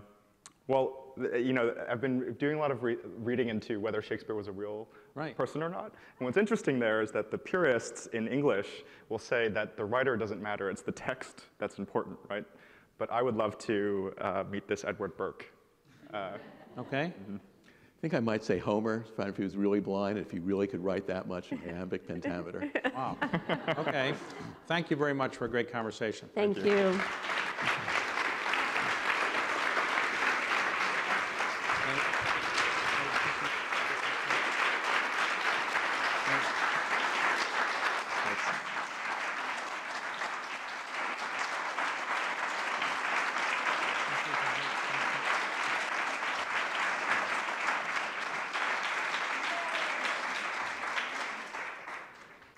Wow.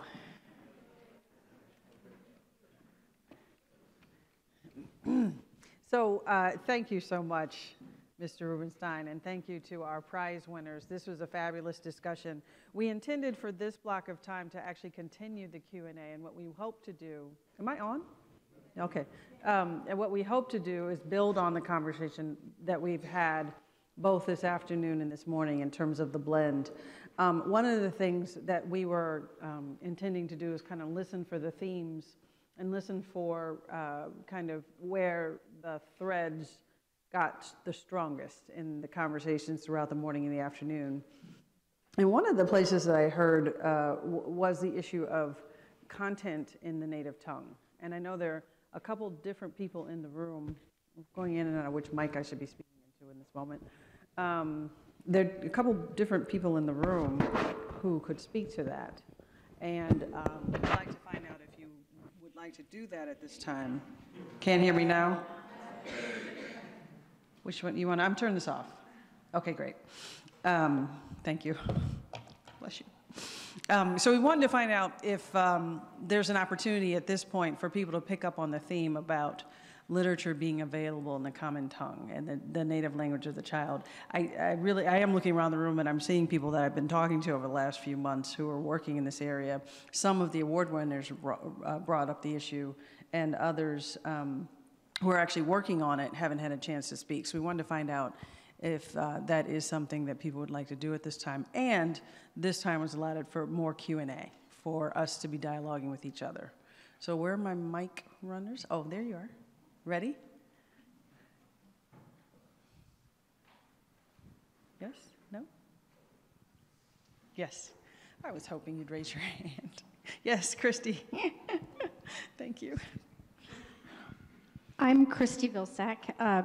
I am the Senior Advisor for International Education at USAID, and I carry this with me all the time. And I know we have SIL here, but USAID, and Tony spoke to this a little bit earlier, this is a little bit of magic because this flash drive can be put into any computer in the world, and with a very short tutorial, any of us in this room would be able to start writing books for children in local languages. And I know some of the recipients today are actually going to be helping us do this. We hope everybody will, as we help create the Global Book Alliance, because we are going to create a digital library in the cloud, open source, so that anybody in the world, whether it's a domestic teacher or a librarian, whether it's an international parent any place in the world or teachers any place in the world, will be able to start producing books in these local languages. So you can talk to me or Tony, or go online to USAID Education or to SIL or to World Vision, or just about anybody. I know that one of our best practices, Library for All, will be doing in Haiti, will be helping us use the Bloom software to start creating books in local languages there. And there are RFPs out there right now through our agency for whole countries to engage in figuring out how they want to meet these needs. I've just come from Rwanda and Malawi and Kenya, where for the first time every child in all of those countries will have a book in the first grade in their local language, as well as a book in English, and by next year, second, third, and fourth grade. So we're really working to scale, and we appreciate the help of all of our partners in the room and out there to help us get this done. It may take us a while to have a digital library with every book in every language, but we're committed to doing it, even those really obscure languages that maybe some of us don't even know exist yet. Thank you. I'm Judy Cochran with SIL, and we developed the software that she's talking about. And I would just like to direct you, if you're interested, to the website, which is bloomlibrary.org. And if you want to remember it, it's Bloom because you want to grow a library. bloomlibrary.org. Great, thanks.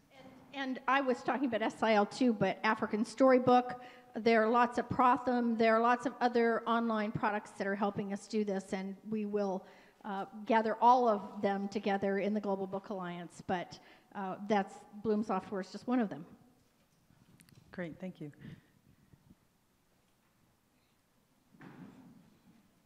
Hi, I'm Laura Baylett. I'm on the Literacy Awards Advisory Board, and our Rubenstein winner in the second year was an organization called Room to Read, which works internationally, and I remember reviewing their information, and one of the most impressive things that they were doing, they were working in many different countries around the world, and they were actually teaching local people to become authors and illustrators, and they have over 1,500 books that they've created in 19 different languages. I just went on their website a few minutes ago to get an update on that.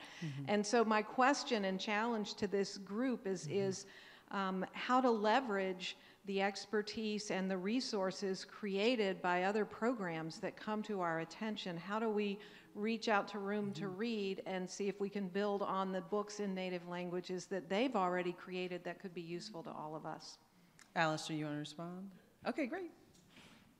I think that's a great question. And to even push that further, I think there's collaborations to be made across our sector, but last year, one of last year's winner was also Kyle from First Book. And what I think was really interesting about their work is that they're aggregating enough buyers to be able to have leverage to go to publishers to say, we need bilingual books, and we will buy 300,000 copies of it if you publish the bilingual books. And as a community, if we could all get together and aggregate our purchases to be able to have that weight, I think we would have something to show for it. Yeah. Mm-hmm. Yes. Anne's right behind you with the microphone, Dan. At the risk of being a professor, which is a big risk in this crowd, I know many of the people who've been advocating, as I have, for mother tongue literacy materials. It's also the case that the research is not there that suggests that just having mother tongue books are sufficient. We have huge problems with teacher training around multiple languages. Most teachers are not trained in mother tongue. They're trained in a second language. They go out there and they don't know how to teach in mother tongue. There's also a huge issue that isn't entirely visible for many people who are producing books that has to do with the pedagogy that is needed to transfer from one language to the next. And if you have now I know that I would say historically speaking, the world has turned. We are finally focusing on mother tongue materials, and I'm not at all questioning the utility in that. I'm saying that even with open source materials, even as good as we are going to get, we'll be having meetings here and hopefully prizes here that will look at the next step. And the next step is actually harder than producing mother tongue materials. It's how to implement a program that can use one or more languages in classrooms where the teachers are usually not sufficiently trained, and where, and it's important to say, the politics of countries are not entirely clear on these issues in the United States or in Rwanda or in the other countries mentioned. There are many ministers, I see some nodding heads. I know that we have nodding heads in this crowd. So in spite of what we would like to see happen, the world is a more complicated place. And I would just say that let's keep our eyes open beyond, it may be necessary to have mother tongue materials. I think it is, but it's probably not sufficient. Not sufficient. Necessary, but not sufficient. All right, great. Yes. Good afternoon, everybody. I'm Karina Paulin with Scholastic. So As I listened to this discussion, and as the professor said, it's the quality of the books is going to be critically important in making sure we have authentic text. Because some books are transferable. I mean, when you translate them, they can work, but a lot of them do not. And I work with my counterpart that's in the international marketplace, and you know, translating some books is really inappropriate, so you have to be careful of that happening. But it is going to be critical to partner with local organizations and people who are producing books and publishers to make sure that we are representing authentic text that tells the authentic stories. And as you know, the professor mentioned, that's going to be critical to this idea of translation. Because it's easier for us to translation, but it's not as easy as we think, because it doesn't really represent itself in those native tongues in those countries as well as it ought to. Thank you. Yes, Sarah. Anne they're both coming at you. I just wanted to follow on that because I think it's a really important point. One of the things that we find is really important to have books for very young children, particularly when you're trying to get them interested in reading, that have children in them who look like them, and families who live like them, and neighborhoods that look like theirs. And that's really important. And one of the things you might see when you look at our curriculum for our families is we use a lot of books with animals, because animals transfer in ways that maybe stories about people don't. And I also just want to, I'm not going to argue with the professor on research. I'm a lawyer by training, and I know not to do that. But I do want to say that there's another reason why mother tongue materials are so important, and that's because that's what enables parents to read to their children. And regardless of what may happen when that child gets to school, it's really important that parents have material in the language that they know and that they speak at home to read to their kids. And we do see that children who have strong native language skills, when they get to school, if they have a teacher who knows how to then teach them the school language in their community, will be able to transition well to learning that school language. But they have to be able to speak and read in their native tongue to have a relationship with their family. Got it. Yeah. Thank you.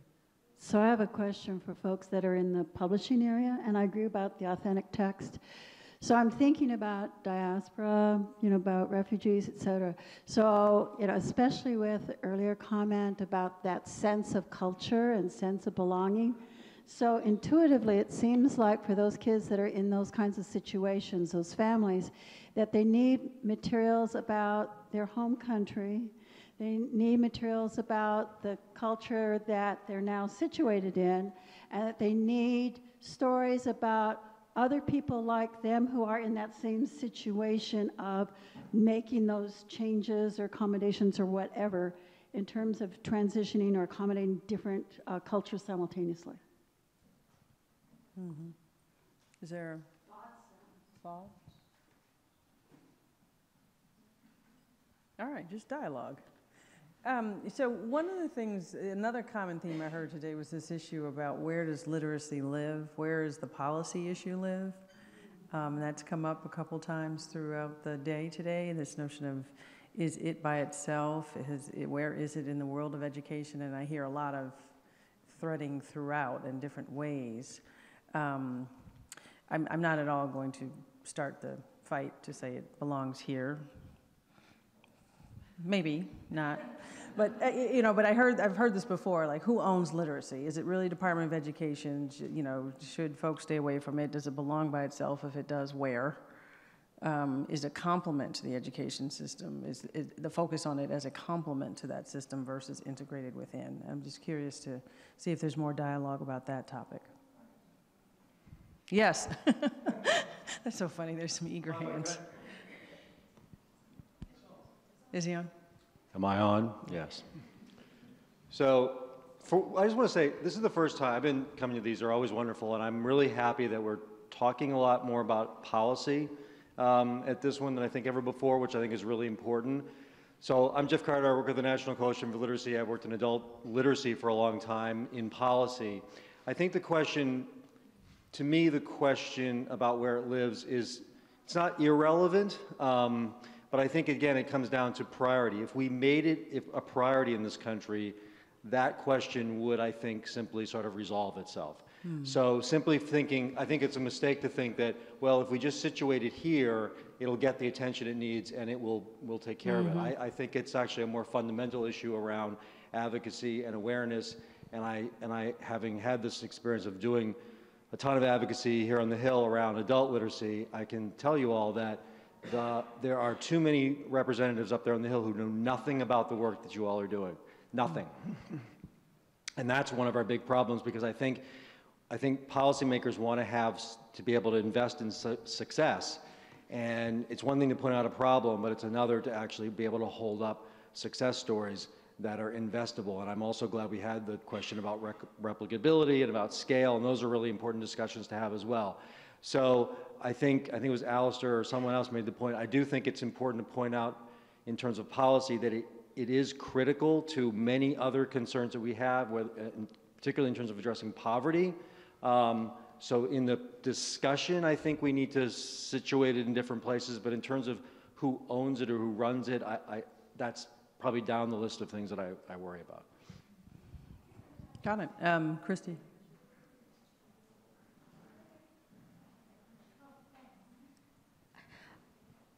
I'm switching hats now, but I think that in terms of policy and talking about Congress, and I know this is the Library of Congress, but governors know these issues, and I think if we're talking about policy, that we might think about going to the governors of this country, because they understand it as an economic development issue, and they understand that their workforces in their individual states depend on early childhood and those 3 and 4 or 5 years before children get into school. So if we're looking at a place where people, I think we have maybe a welcome audience and people who are a little bit educated about that it might be through those people at the heads of their states, and those are policymakers. In Iowa, we went after early childhood and quality daycare and really engaged the business community and brought them together to put pressure on the legislature along with the governor. So it was both ends, plus the grassroots community going out to every small community in the state and making the case to parents that this was in their best interest and the best interest of their kids. Hey, and just quick, the pressure was on what? Funding certain kinds of reading promotion programs, funding? Universal preschool for 4-year-olds and a quality daycare system so that parents would be able to identify what kind of daycare they wanted for their kids. Gotcha. Thank you. Yeah. I think along the lines of policy, it might be quite interesting to keep an eye on the law that was just passed in the state of Michigan.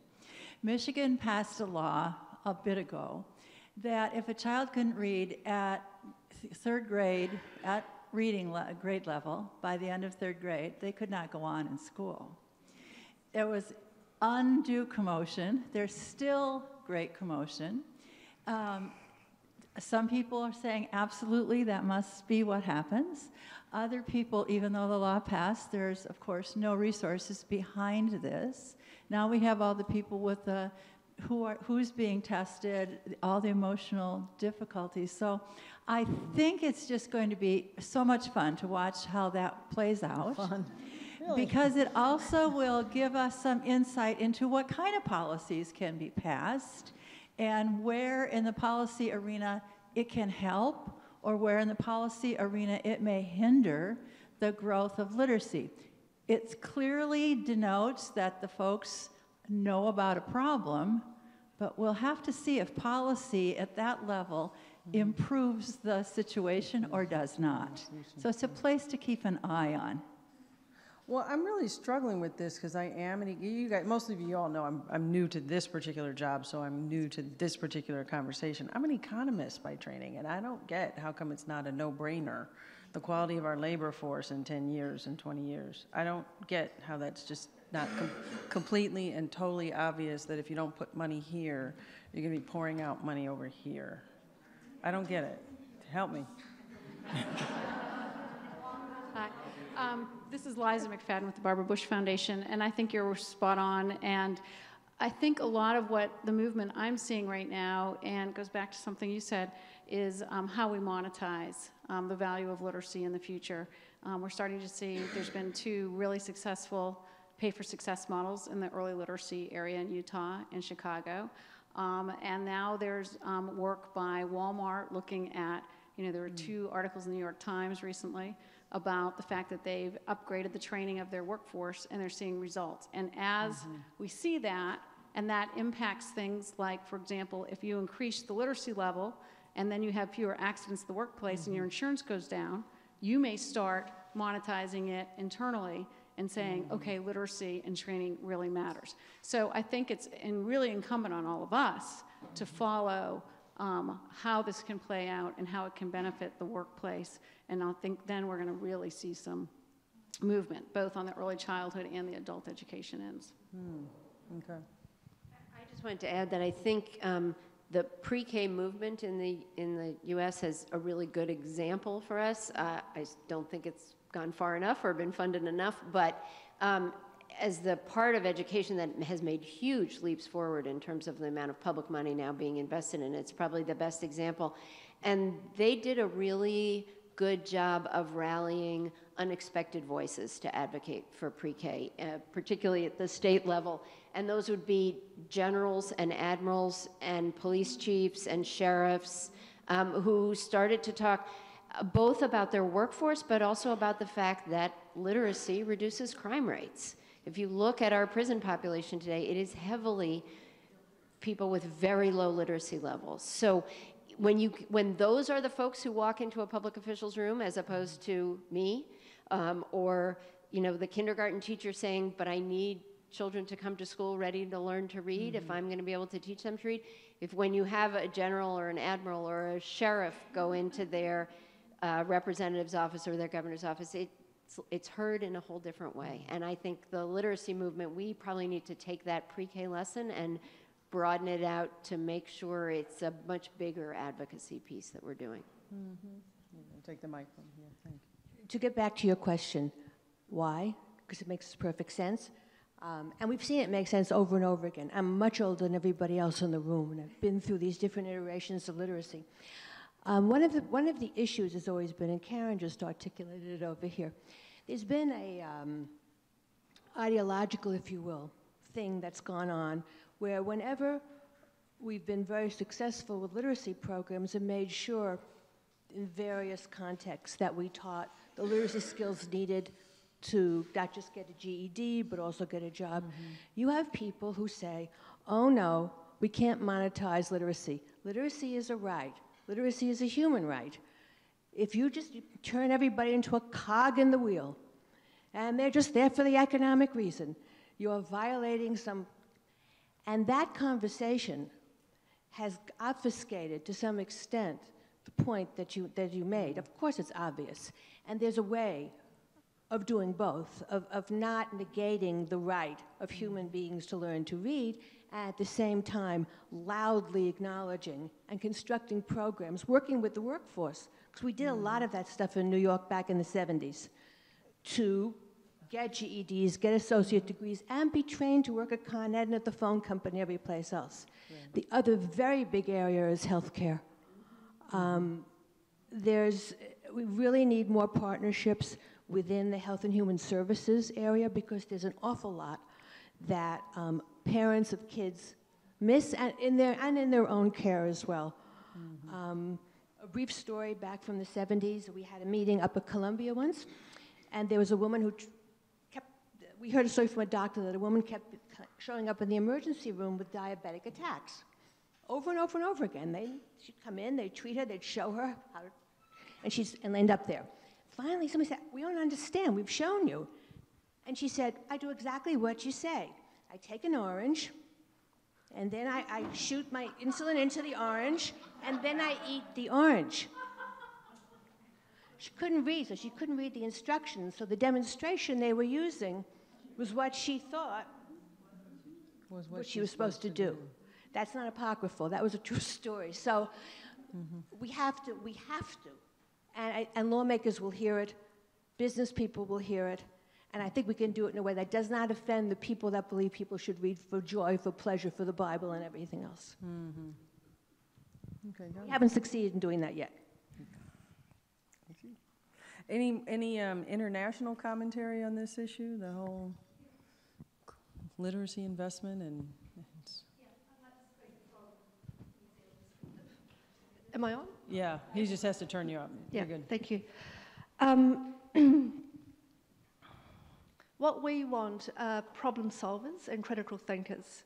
So how do we get there? We need policy for that. We need people who implement policy. We need a joined-up approach. And in New Zealand, we've had some strong initiatives. They've been government-based. Nothing is straightforward and nothing is easy, but there is a strong direction. What we know in the workplace is that if you are able to align language with the CEOs, if you're able to talk about measures with the CEOs, if you're able to put simple measures into business-aligned, driven programs, then it's very easy to see the difference that you make. So I spoke very briefly about the whole organisation approach to embedded literacy, numeracy in New Zealand. It's the same thing in terms of a country, and New Zealand's a great country as an example to look at because we only have 4 million people. And we have a lot of experiments that come to New Zealand because it's a very cohesive little place to come to. I think New Zealand is very interesting in how we've taken the literacy, numeracy approach and how we're looking now since 2001, Diana, when we first had policy, how we're now at the next stage of joining the government agencies together to really bring the next level of implementation. And that we need all of these initiatives that people are talking about. We need the good practice models. We need the advocacy. We need the policy. We need the practices. We need the systems. All for sustainability, because we don't want to keep doing this all the time. No country anymore has got the money to do that. So we need to be looking at systemic and sustainable approaches for literacy and numeracy. Thank you. Yeah, yeah, down front, Anya. Thank you. You have Angie, was there? Okay.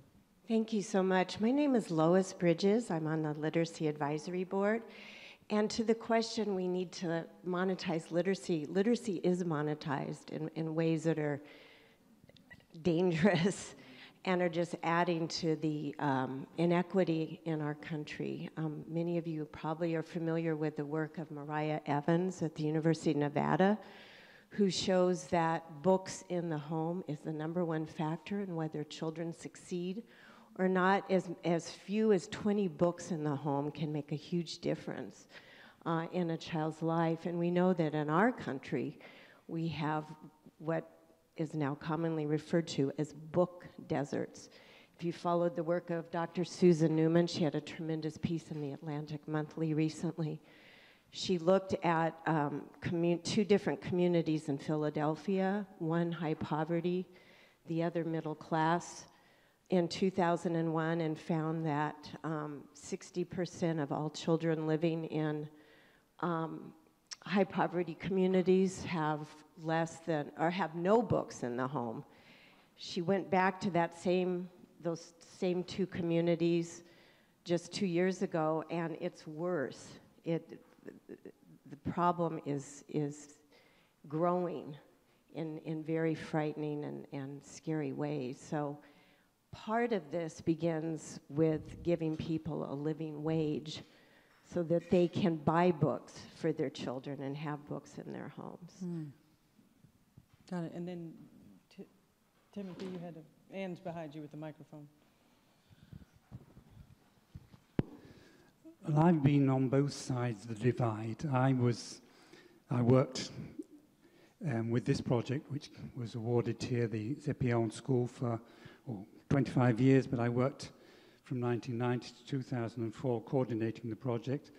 And then I was invited to take up post at the Ministry of Education in Brasilia, where I was responsible for a national program called the Literate Brazil program. And the Literate Brazil program, we were responsible for something like an average over 12 years of 1,200,000 people being attended, I wouldn't say made literate each year. But I think the struggles is talking specifically about adult literacy is as a complete mental block in terms of investment. People always think, at least in countries which I know best, that adult literacy can be done on the cheap. And I mean, within the same ministry, we were investing something like $200, $300 a head for adult literacy, whereas a child in primary school was worth $2,500 or $2,600. You know, what mindset is it that permits you to think that adult literacy is worth so little compared with a child's education? When you know that if the parent isn't literate, you know, the child's education is going to suffer even more. So this difficulty of persuading even progressive governments to invest in real terms in adult education is enormous. And the other thing, when you talk about who is the responsibility for literacy, in our case, obviously the adult literacy program belonged to the Ministry of Education. One of the difficulties, depending obviously on how you define literacy, in the case of this particular program, the literacy program was 8 months, and you don't make anybody literate in 8 months. But how do you guarantee that the people who take part in literacy programs, which is at least a step into the written world, how do you guarantee that that person continues his studies? Where quite often literacy programs and adult education programs are separate. They're not even, in our case, for instance, we had separate funding for the literacy program from the adult education program. So literacy programs, the classrooms weren't physically in schools, they were in community associations or in other spaces, church spaces, and trade union spaces, whatever, whereas obviously adult education took part in schools. How do you bridge that divide? So I think in terms of, you know, I don't know whether there are two different discourses, two different problems in terms of the developed countries, the less developed countries, but I still think that, you know, persuading people that adult literacy is fundamental for all the reasons we know. We prefer to talk about, I was interested that nobody's mentioned Paulo Freire here today. I think that must be an exception. Obviously, there are other people who have done a lot for adult literacy beside Paulo Freire, but Paulo Freire obviously has been an important influence on a lot of people.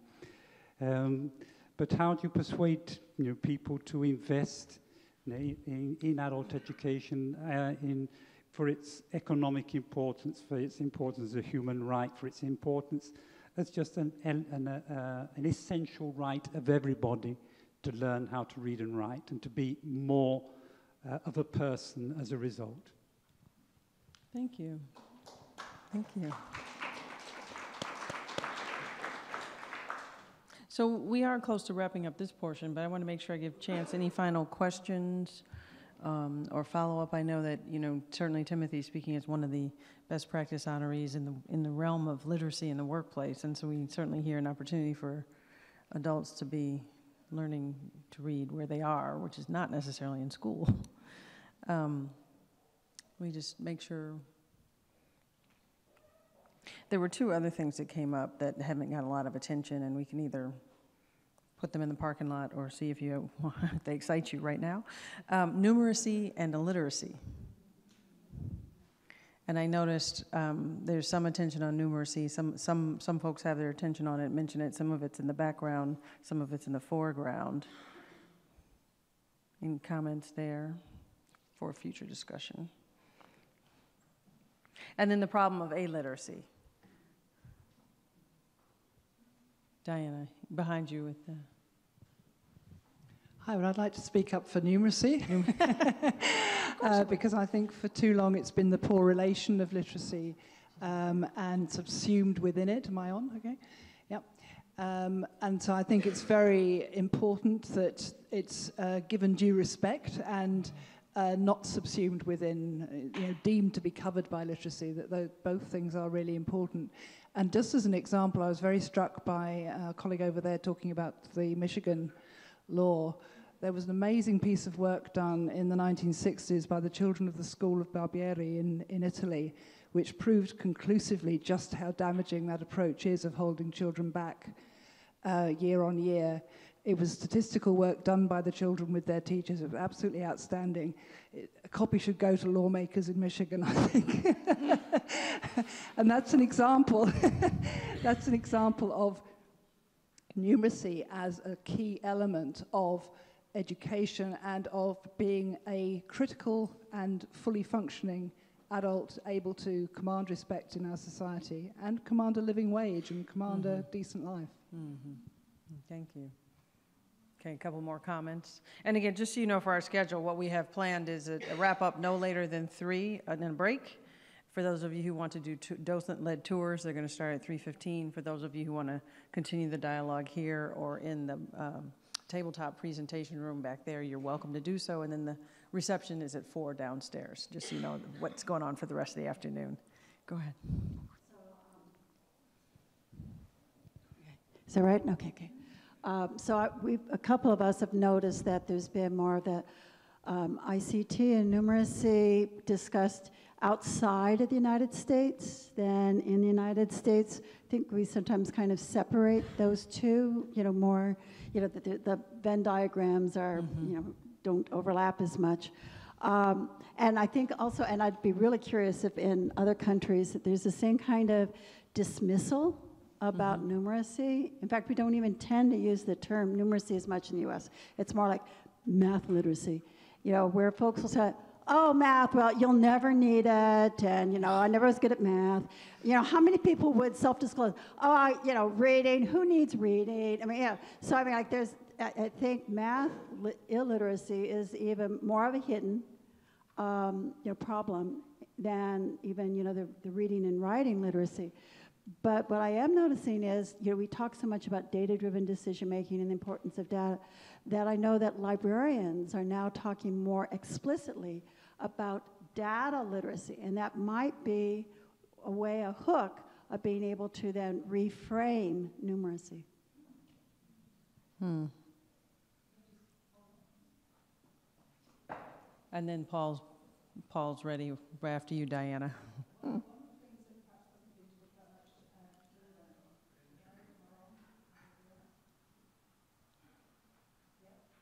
Is she on?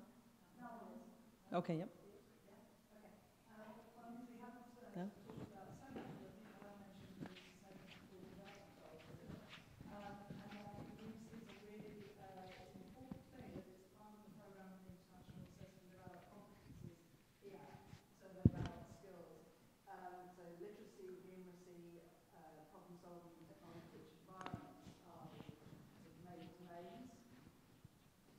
So let's switch, Diana, switch with Anya there, please.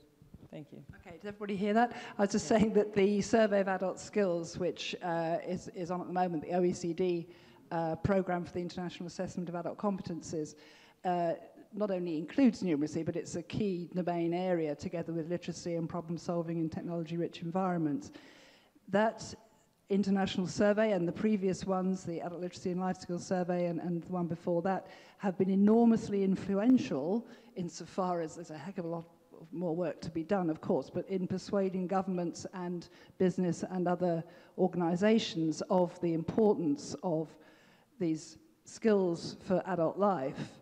And I would love to see some better sort of speech going on or sort of coordination going on between UNESCO and OECD and these big sort of supranational organizations to get literacy, numeracy, and the sort of whole digital piece, which is part of both of those areas, raised up in sort of public consciousness and, some coordinated policy and ideas around that.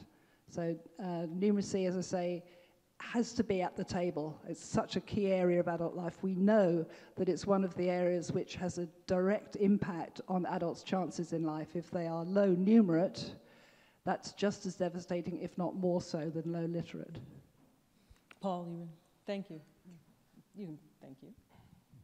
Paul Austin, Superintendent of Schools, and I think I'm listening very carefully because I think am I the only public educator in the room? I'm a little intimidated and out of my element. But I listen very intently what people are saying, and there's a couple of things that I'm not much of I'm going to comment at a meeting, but I'm going to do it anyway. Because there's a lot of things that were said, and I apologize if I'll go back for a minute, on some of the issues that we're facing in public schools. One is, and I can't remember exactly who said it, about taking care of the needs of the whole child. Mm-hmm. I can't do anything. I can give the best instruction and provide the best professional development for my teachers and hire the very, very best.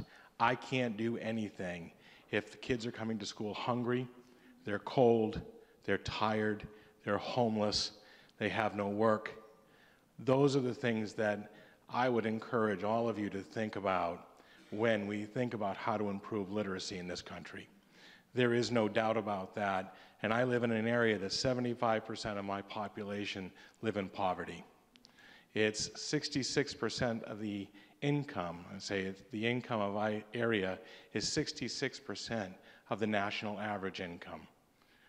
And so we're facing huge, huge divides of what we're trying to accomplish every day. And I see it every day because I'm in the schools every day. It's one of the things that I pride myself on, and getting in there and seeing what kids are doing. And so I encourage you to bridge the gaps between healthcare and insurance and food security and home security. That has to be done if we're going to move anything. I'm also curious about the numeracy, and I agree, because we haven't talked much about it. It's interesting, I don't know if other states are like Maine, but we've had great success in moving literacy forward, and not so much in numeracy. In fact, all of our work over the last decade, and I can say 3 decades in public school, as a special educator, school social worker, school psychologist, assistant superintendent, and superintendent, I've seen a lot of different changes.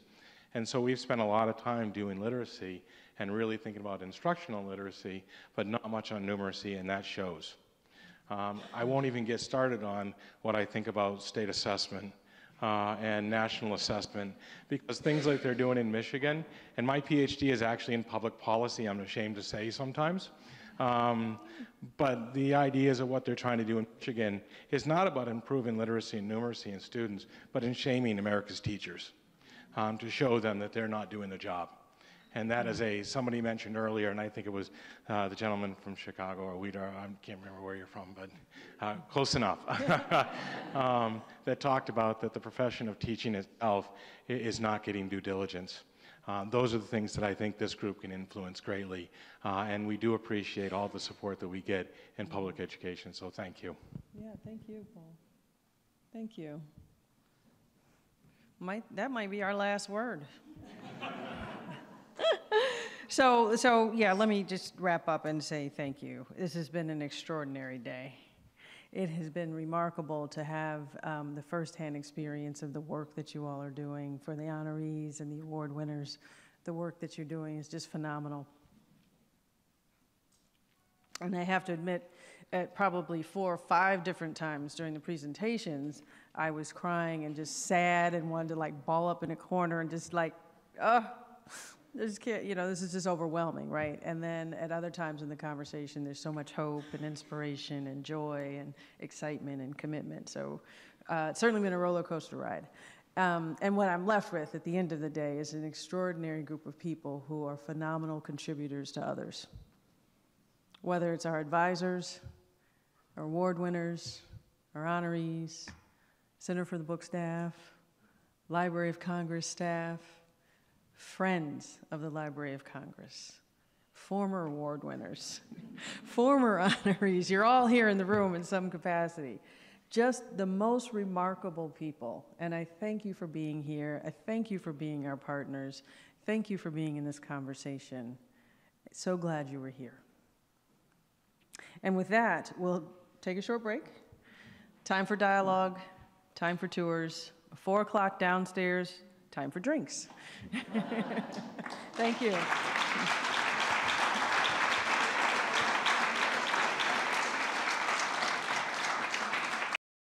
This has been a presentation of the Library of Congress. Visit us at loc.gov.